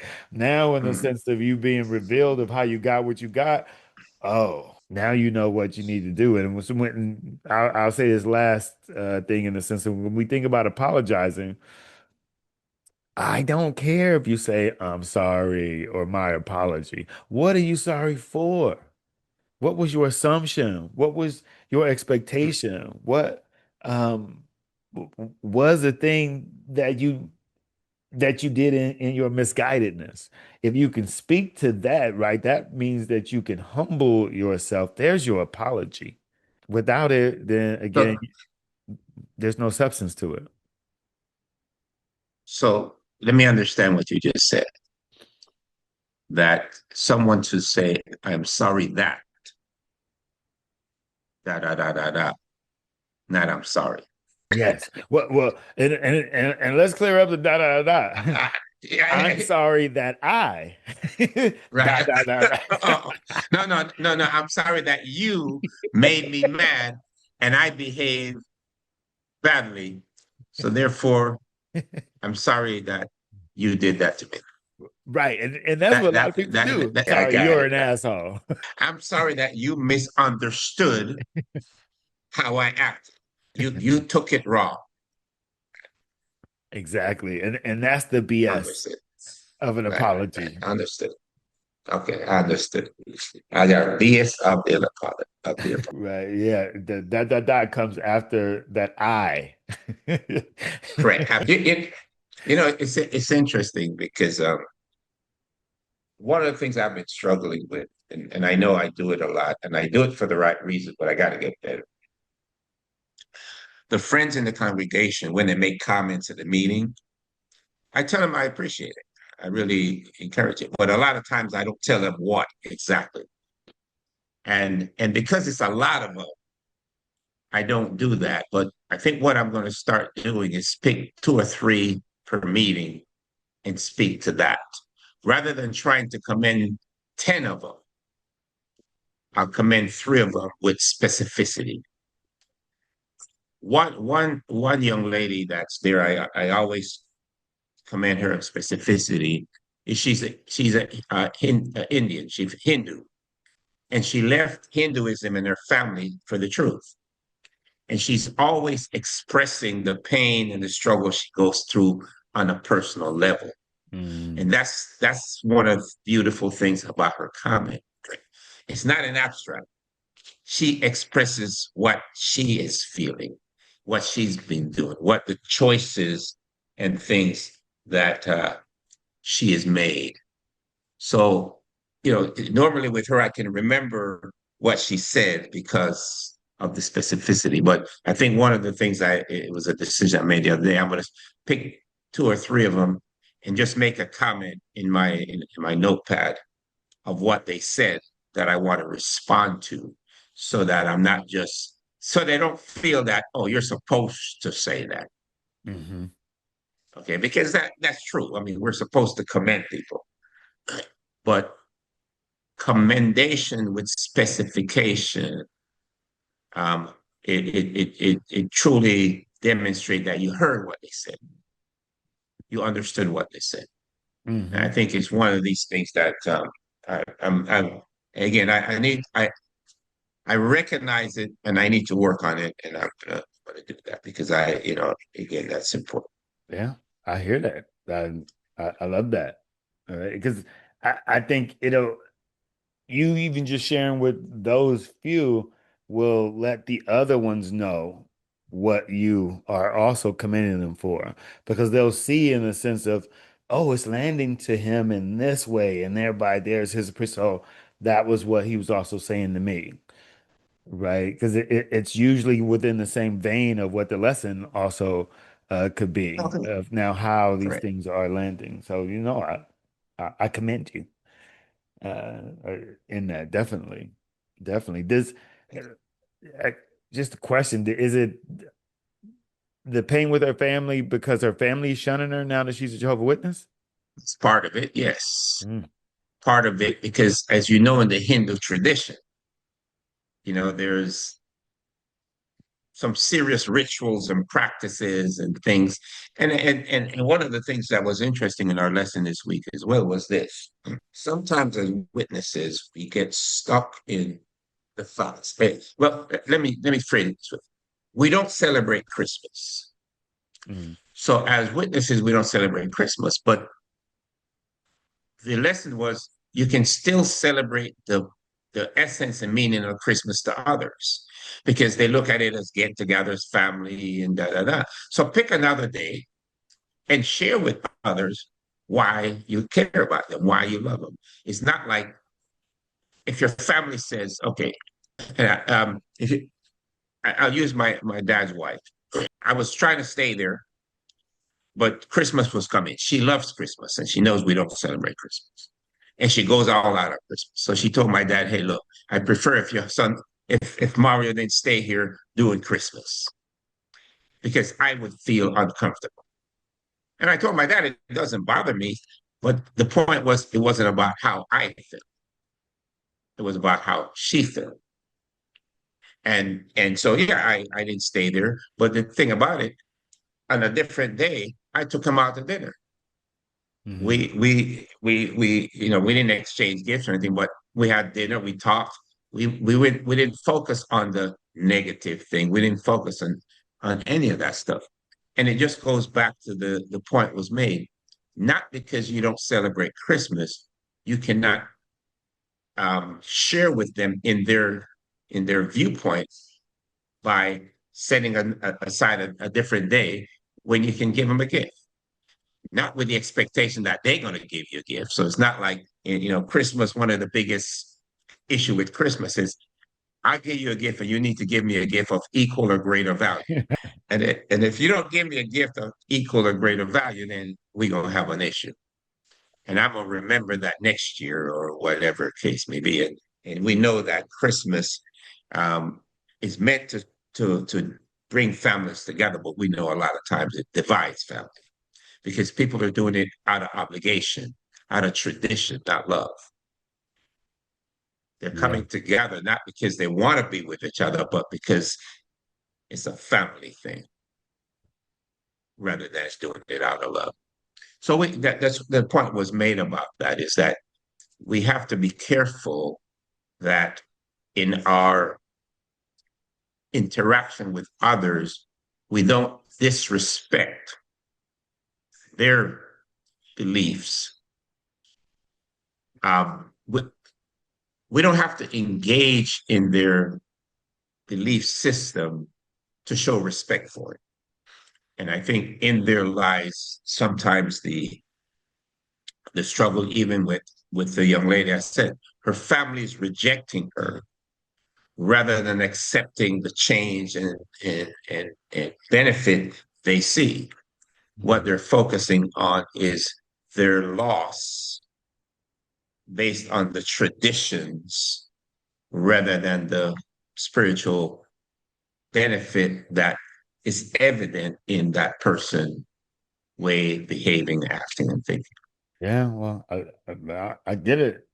If it takes her away from her family, then they could be upset by it. And they will. But what did Jesus say? Jesus says, look, when you choose to be my disciple, people won't disagree with you, including your family members, including, matter of fact, it was evident that Jesus' brothers and sisters didn't, didn't support his ministry until he got resurrected. It was after he was resurrected and said, "Oh, dude, this dude is for real. Now let me spend some time to gain it." So the idea that our choices will alienate some people from us, yeah, it's real. Well, I love what you said in the sense of the resurrection, though, that for me sees it as a journey, right? Because I think in the beginning, people will shun you because you're going sort of against the grain to be going inward. And so as people see you kind of, and damn sure is what's been my experience, as I've sort of gotten into wanting to investigate this, and people are like, I don't even know if, at times my ex-wife would roll her eyes when y'all would come to visit. She'd be like, oh shit, here we go Mhm. with this shit again, Right, right, right. Mm. Um, but when the veil is ripped, and now you're someone speaking in this more critical way. You're now seeing it from these more compassionate eyes. Then people are more brought to Hey, you. right. Hey, hang on for a second. Yeah, I'm good. How you doing? I'm back. Sorry about that. I had a phone call. I had to quick phone call. I had to take. Oh, I I was just thinking in the sense of the journey, right? In the sense of what it means to be on our own path and how people won't necessarily understand us being on our path because they are not. And they'll Right, try and pull us right, back to what it is that they're doing. right, But right. once I Right. think it's gotten to this critical mass, if you will, and there's this sort of implosion of the ego that sort of now having our veil ripped, us now speaking from this more critical perspective means that we're sort of these kind of walking bits of truth because we're now looking at it from this more humble self sense of seeing people as ourselves. This for me is the difference has been the shift of where now I'm a lot less judgmental. Um, but definitely I think when people come to me as a student, and then there's me trying to be in that lack of judgment and that lack of judgment of just simply seeing how I could also be there or how I've also been there. And so now seeing them as me, I'm right. How would we take care of any moment if we thought of it as ourselves, if it was us really having this moment to take care of ourselves. So really living in that sense of treating others as the way that you would want to be treated is now where people aren't shunning us then. Man, to read what was written to me by my students at the end of the training and even, what they were sharing during the training. It is sort of the gift of the blessing for me that people felt seen and heard and cared for in the way that I would have wanted to be seen and held and cared for. And like you said, the a lot of times we believe we're putting something out there, and it's good to be confirmed that what we believe we're doing is actually what people are seeing. Because again, we talked about your actions and others' perceptions or perspective of what you're doing. And in effect, as we talked earlier, a lot of times we are lost in what we intend, not what we actually deliver. Our intentions may be right, righteous, but our delivery is more devilish, more compassion, or things like that. So we just have to be careful. And as you mentioned, it's always encouraging to get that confirmation that yes, I'm being genuine, and what's people are seeing. They not always agree with it. They may not always be comfortable with it, but at least it's in my being genuine that's important, not the acceptance or rejection of it. Also, the benefit of them agreeing to take the red pill and see it from this new way. My favorite ones are always my rah-rahs, right? And my rah-rahs are the people who egos are like, no. like, what you mean, nonviolence and all of this. And so, right, they give that good pushback. And I'm like, great, I love that pushback because in Right, the end, they're the ones with the biggest right, implosions, right? Like, right, right, right, they're right. usually the ones in tears, if you will, because of how hard they fought. Because again, Right, it ain't right, got nothing to right. do with me. It's just again, I'm here. I'm just You put this on. you're Just fighting your own ego. Right, exactly. Try out right, these parameters, right? Exactly what I right, say. Like, here's the road. Bumps, smooth, bumps. Try it on. See what happens. right, And so right, in the end, they like, oh, like, listen, all I did was show you the road that has been laid out. right, Your ancestors, their ancestors, everybody has continued to talk about this road that's been laid out. This yoga that I'm showing you is just more of a philosophical explanation of the same road explained in Christianity and is in all of these different traditions, right? These are the parameters. Try them on and see what happens. And this is what right, I invite them to in the beginning of the 10 weeks or 11 weeks. And when we get to the end, it's like, so how was it? And they're like, oh my God. And it's like, oh, so you had a good little relationship with God as you decided to take it on. right, right. And I like that point in is a relationship with God. And that's what the way is. The way is your relationship with God. And again, a lot of people don't get the simplicity of that. Yeah. Well, I'll say again, because I think that the distinction of taking people past the myth and into the truth i- is a key missed. It's something I think we arrive at once we've sort of continued to do this. Then you're like, oh, but like what we talked about again with baptism, that it's not some automatic thing, right? This is your acceptance to get on this path and now to take on these parameters, not just, oh, it's all been washed away. Right, right, Like, no, no, you understand now that there's these parameters that you're gonna walk. right. This That is you're gonna walk through. right now. Oh, I've been saved. Saved. What's the D on there for? Right, right, They're right. saving because you're still going on. But saved acts as if you're like, again, I've been it's all just been Yeah. washed off. Right. And in there lies the misinformation and indoctrination, as you said. I'm saved. I don't gotta do nothing. I gotta do nothing else. This is an instant moment. All is locked into this box. Matter of fact, I was sharing a thought with another guy the other day, and it was interesting.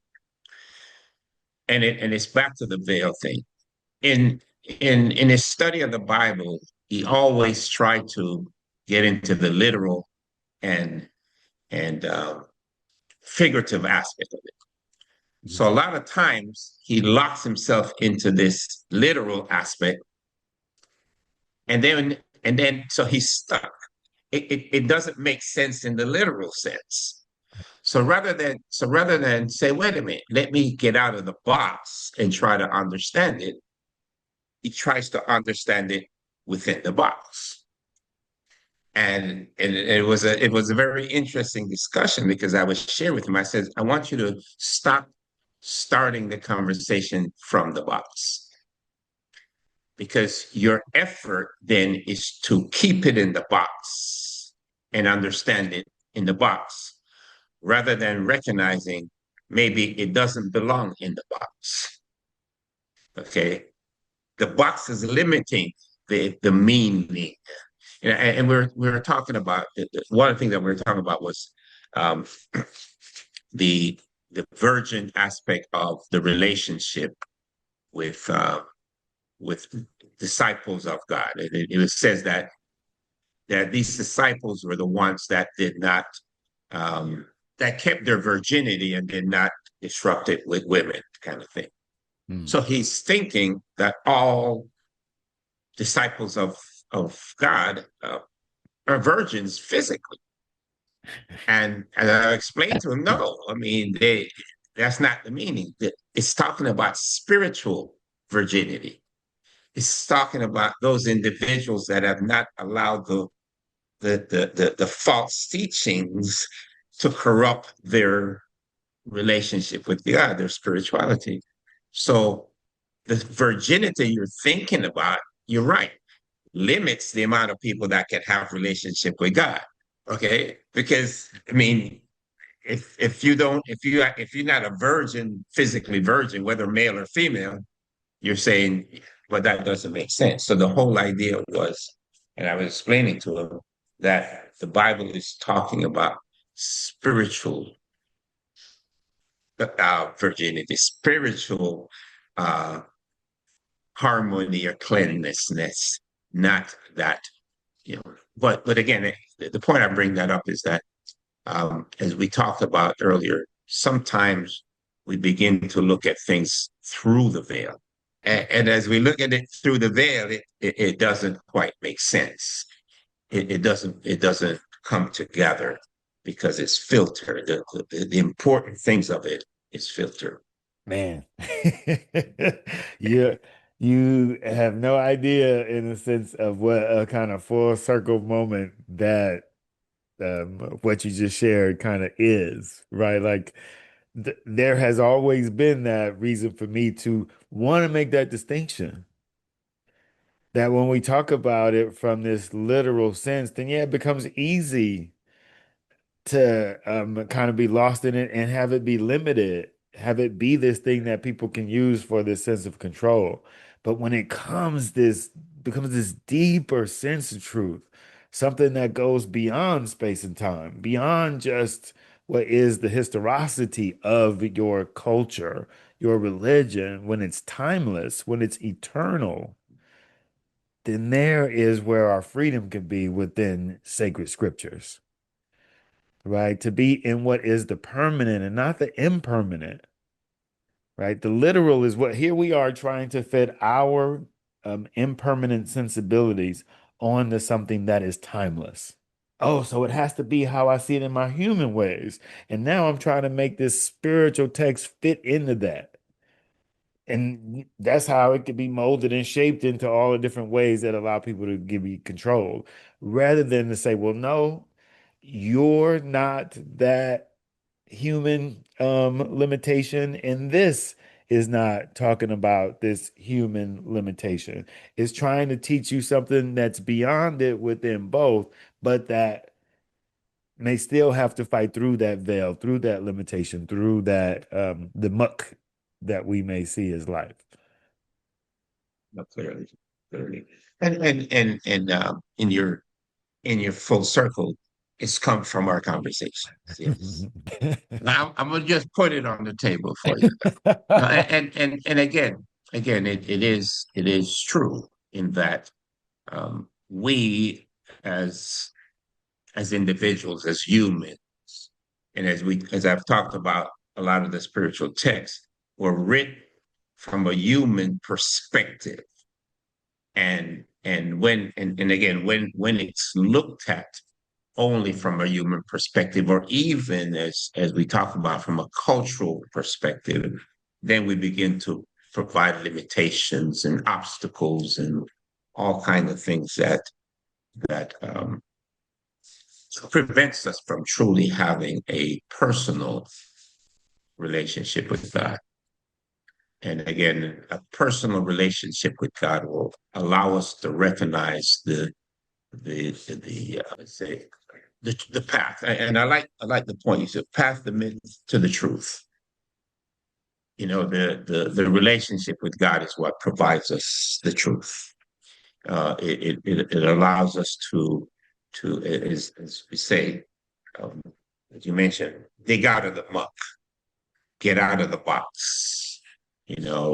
Begin to understand that, yeah, something is to be taken literal, and the illustrations that Jesus taught by were meant to tell a story. And you know, he was talking about, one of the guys was talking about the story of the planting of the seeds, where some of the seeds are thrown in the rocks. And as soon as it hits the rocks, there's no growth.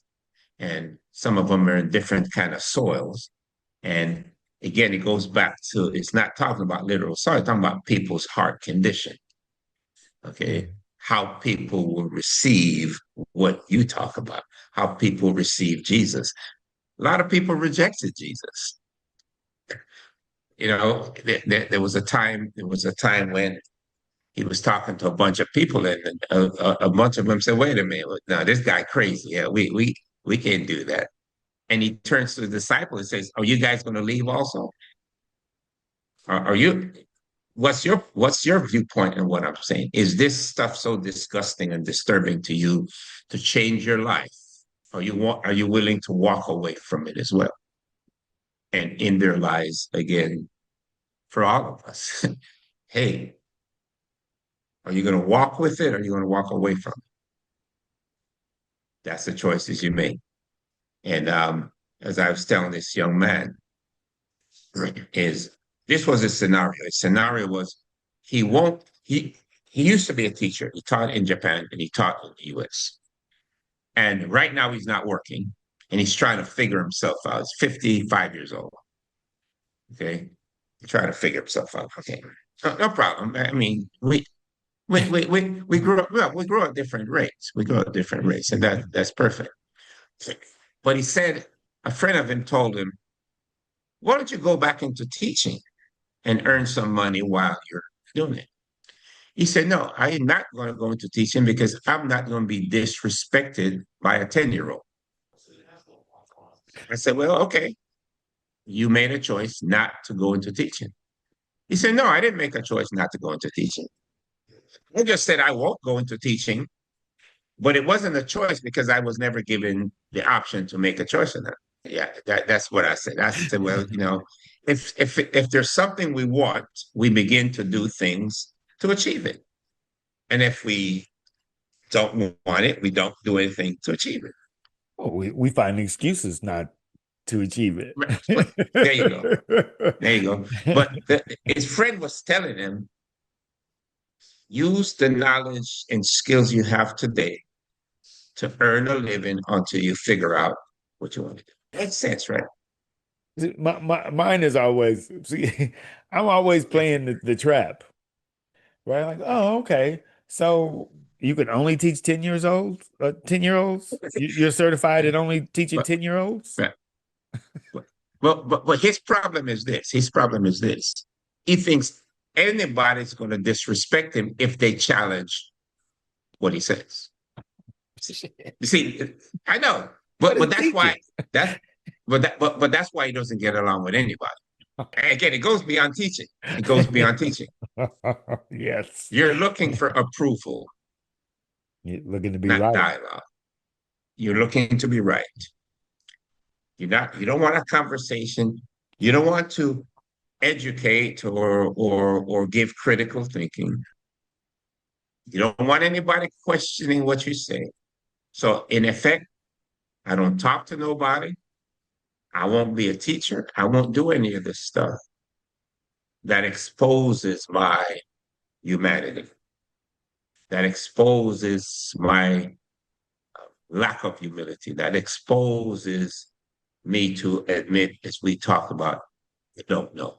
Right. That's kryptonite to the ego. Right, I don't know. Like, the ego knows all. Well, you know from my past. right. Right. And that ain't everything. But again, I don't know. Yeah. Oh my God.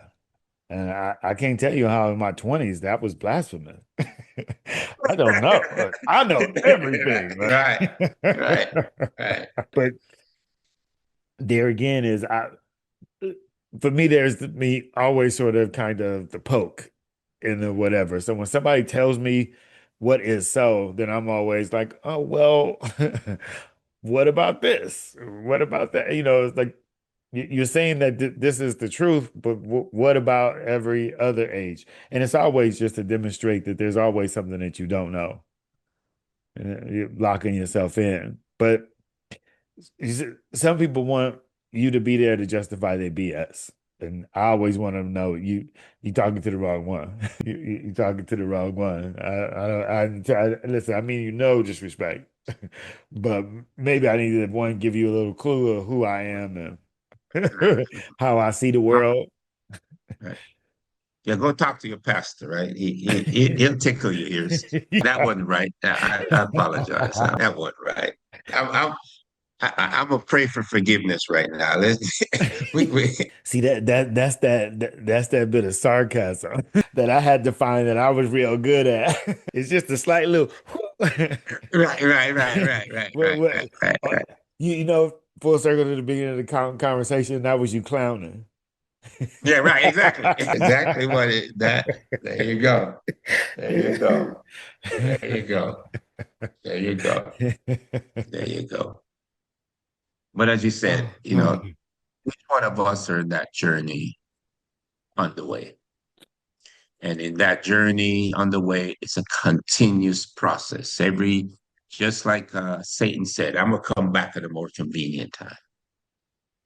And mhm. we have to be conscious of that truth, conscious of that reality, and in effect, always be alert and ready to discern, ready to see the difference, recognizing that we have the power and the responsibility to respond in a way that reflects that Christ spirit that we're working on developing.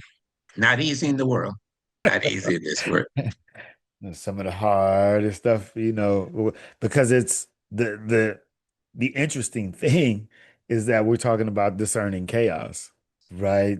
But the only way for me to discern chaos is to take on the piece that's in front of me, not the whole thing. That ain't my job. Again, that's me trying to stand in God's place to say what is and what should be. My job is to deal with what God has put in front of me. Oh, this is the chaos. So I must discern. I can't know it. Now let me humble myself. Let me be in this curious mind to what this is. It don't mean to be stupid to it, right? It don't mean to lay myself down to it. It means to get that I don't know. And because I don't know, I need to be in investigation. And that may Right, allow me to protect myself from foolishness. right, right. And that's the key. Protect yourself from fools. Matter of fact, I was telling a young man last night that sometimes we try to make sense out of nonsense. And in there lies that, you're as I was saying earlier, you put it in this box and you're trying to say, hey, how does it fit into this box? When you say, oh no, this don't even belong in the box. This don't I mean, let me just throw this out because this when I apply critical thinking to it, it shows the fallacy, it shows the foolishness, it shows the inconsistency, the hypocrisy. So for me to try to understand it and make sense is where I'm losing the the focus. I'm losing. I it's foolishness. Let me not try to understand it. Let me just reject it. Let me just leave it alone rather than try to understand it and make it make sense into a series of assessments and filters that clearly say, "Ah, Once you come to the conclusion or in knowing that it's foolish, then you've actually figured it out. It's foolish. foolish, right, right, Right right, here you are trying to turn quicksand into cement. right. It's not gonna happen. Oh, That's right. it should make sense, right? To get that, foolery exists in the world. That's a good way to look at it. It's foolish and it's part of the world. And um, Right? it's not for me to understand it, it's to reject it and move on. There's the point of discernment, right? Like, is this even worth my time?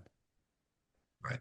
right? As a be a hard lesson learned at a party, and the woman I was dating at the time, all her friends were college graduates and in sororities and everything, and so I'm thinking these are learned people, and so I'm sitting there having this conversation with this woman, and she's explaining to me how the Earth is flat, and I'm like.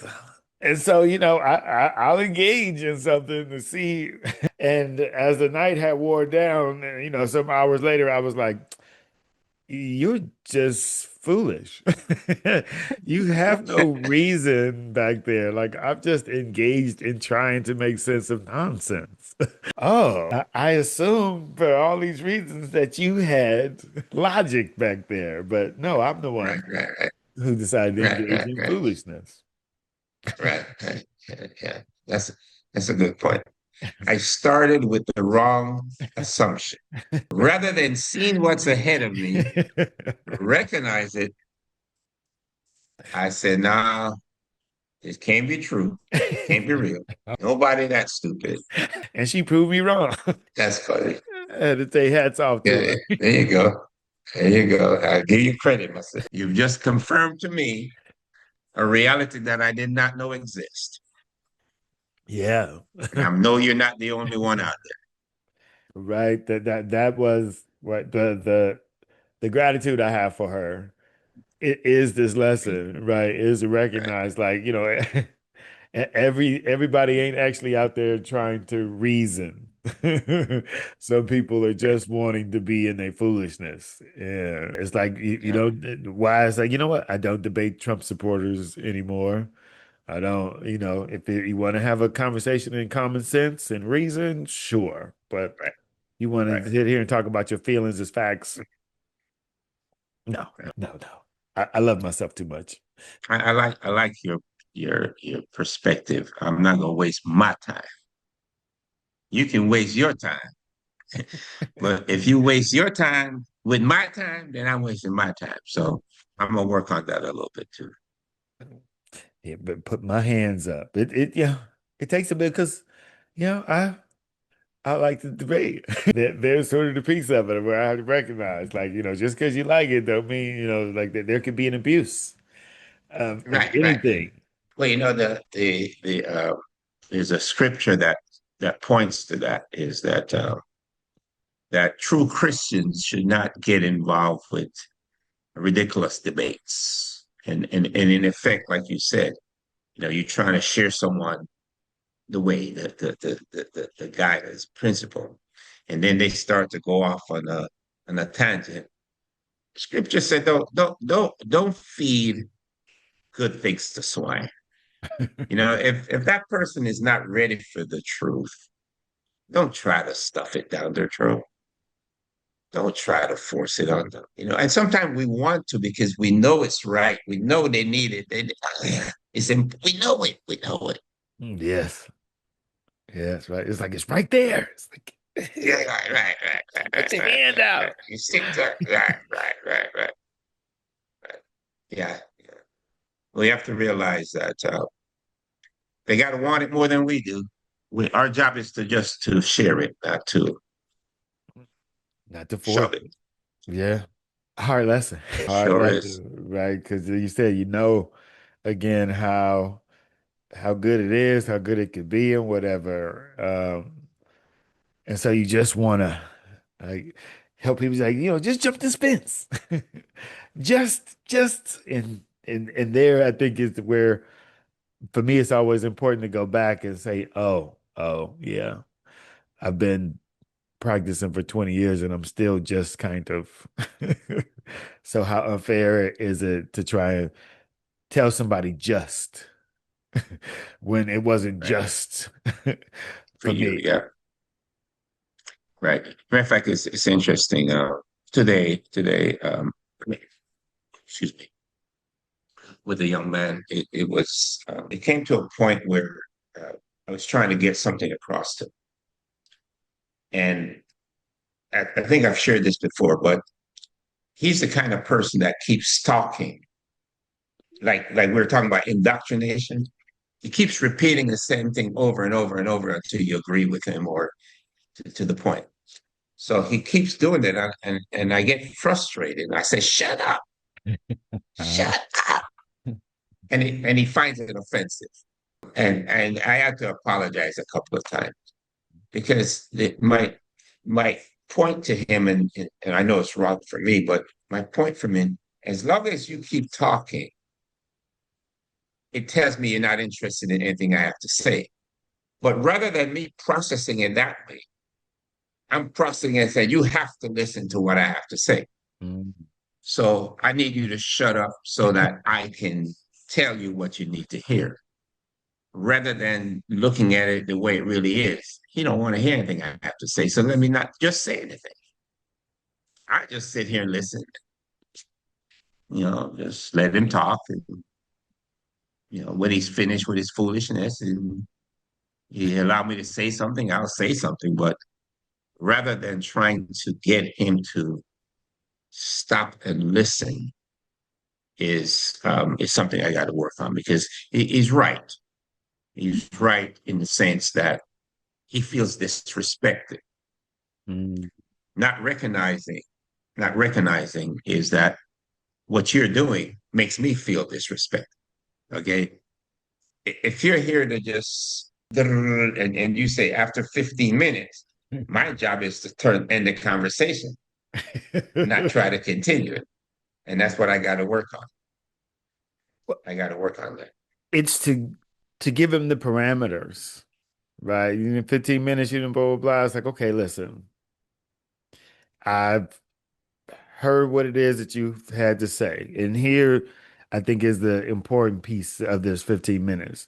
That now I got to regurgitate what it is that they've said, so that they know that they've been heard. And now you get an opportunity to understand how you're getting what you're getting or to hold on to how you're feeling in this moment. Because I'm not saying that you're not valid in the emotion and the things that you're experiencing, you're going through in that moment. That might be what you need to just sort of experience and get out right now. For me, you need to go do that with somebody who wants to let you just sort of get it out. When you're ready, then you can come back to me and we can talk when you want to see it from a different perspective. But in this moment, right, I this is what you said, this is what you're going through. Either you want to actually do something about it, or right now you just still need to go and continue to shit. You ain't done yet. I get it, but I'm here to help you with what you've shitted, not to be your receptacle. It's a good point because a lot of times he gets mad at me because I would express to him what he said the way I understood it. And he Mm. said, "Well, that's not what I said." I said, "Well, that's how I understood what you said." And he said, "Well, you're reading between the lines." I said, "Yes, I am reading between the lines. You see, you're telling me this story that's not complete. So I'm sharing with you what I understood between the lines." Well, to the point you made earlier about indoctrination. Well, that's not what I said. Well, okay, explain to me again, because what I understood based on the words and the things you've said, this was my understanding. Just as I said, my friends don't we don't have a relationship anymore. Because he says I called him, but he didn't call me back. So therefore, he doesn't want to have a relationship. Or yeah, he's successful and busy, so I'm not good enough for him anymore. He uh, he don't want to talk to me anymore. Again, to the point where that's what you mean. It's not what you said, but that's what you mean when you tell me. Yeah, so it's just back to that point where I'm gonna implement that in terms of the 15 minute and setting the parameters. And in a way, I've done that to him, but I'm gonna try to do it with more compassion and not tell him to shut up because I think the lesson for me is that is develop more compassion for foolishness without accepting it. It's not accepting it. But again, it's saying, I know you're stuck in foolish, and I'm gonna have to let you be stuck in foolish in love, not in anger. Okay, not in anger. I'm mad. I'm I'm not mad at you for being stupid. I'm not mad at you for wanting to stay in stupid. I'm mad at me for being. Uh, I don't know what, but let me leave it that. I was going to say something stupid, so let me leave it alone.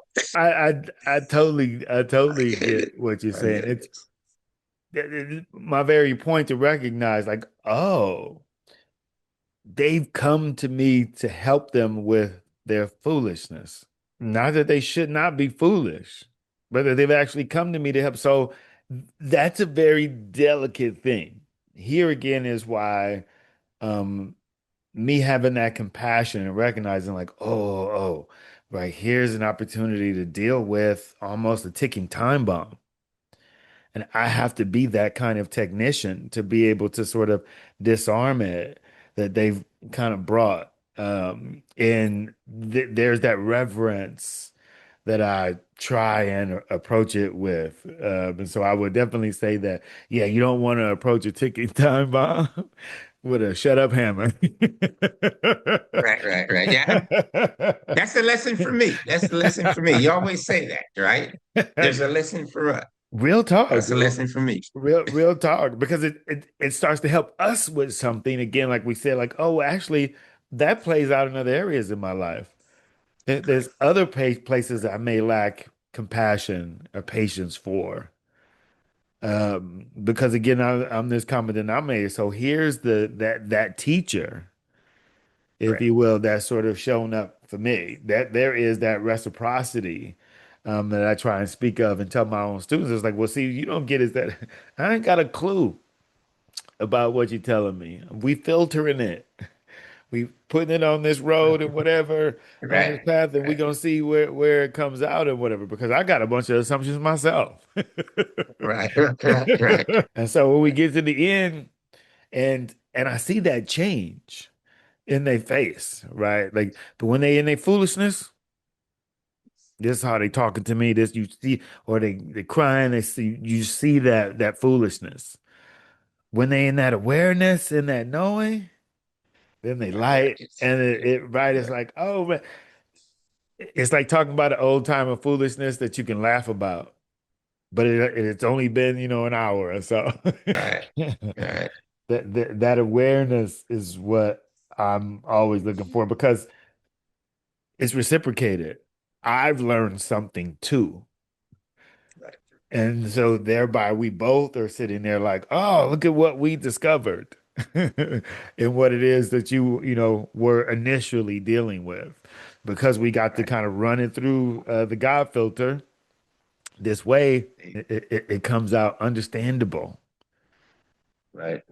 I love that. I love that. We're gonna end on that word of wisdom. Put it through God's filter, and it will become understandable. It will be All made right. clear. Right. Beautiful. All right. Well, as always, wonderful dialogue conversation.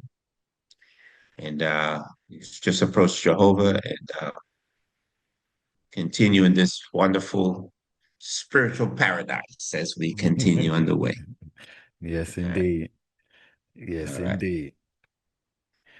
Hello, Father Jehovah. We approach you, thanking you for your spirit, for your guidance, for your love, and for the encouragement that you provide us to come together and have conversation with you and with each other, helping each other, Jehovah, to continue in that way, continue in that road in a way that aligns our thinking with yours. And uh, I love the way it was put at the end that we should put things through your filter, see things through your eyes.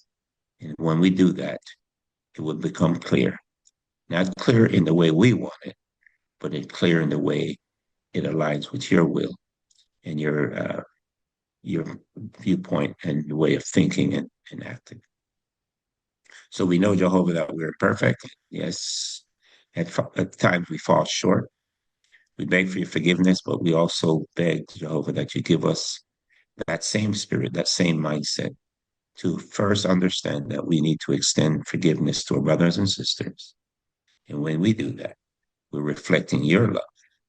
And in exchange, you will deliver your love to us by extending forgiveness to us. So we thank you. We love you. We pray that you continue to work with Jay and myself and our families and help us to all build that personal relationship with you that we know has benefit now, but everlasting life in view. We thank you. We love you. And we offer this prayer in Jesus' name. Amen. Amen.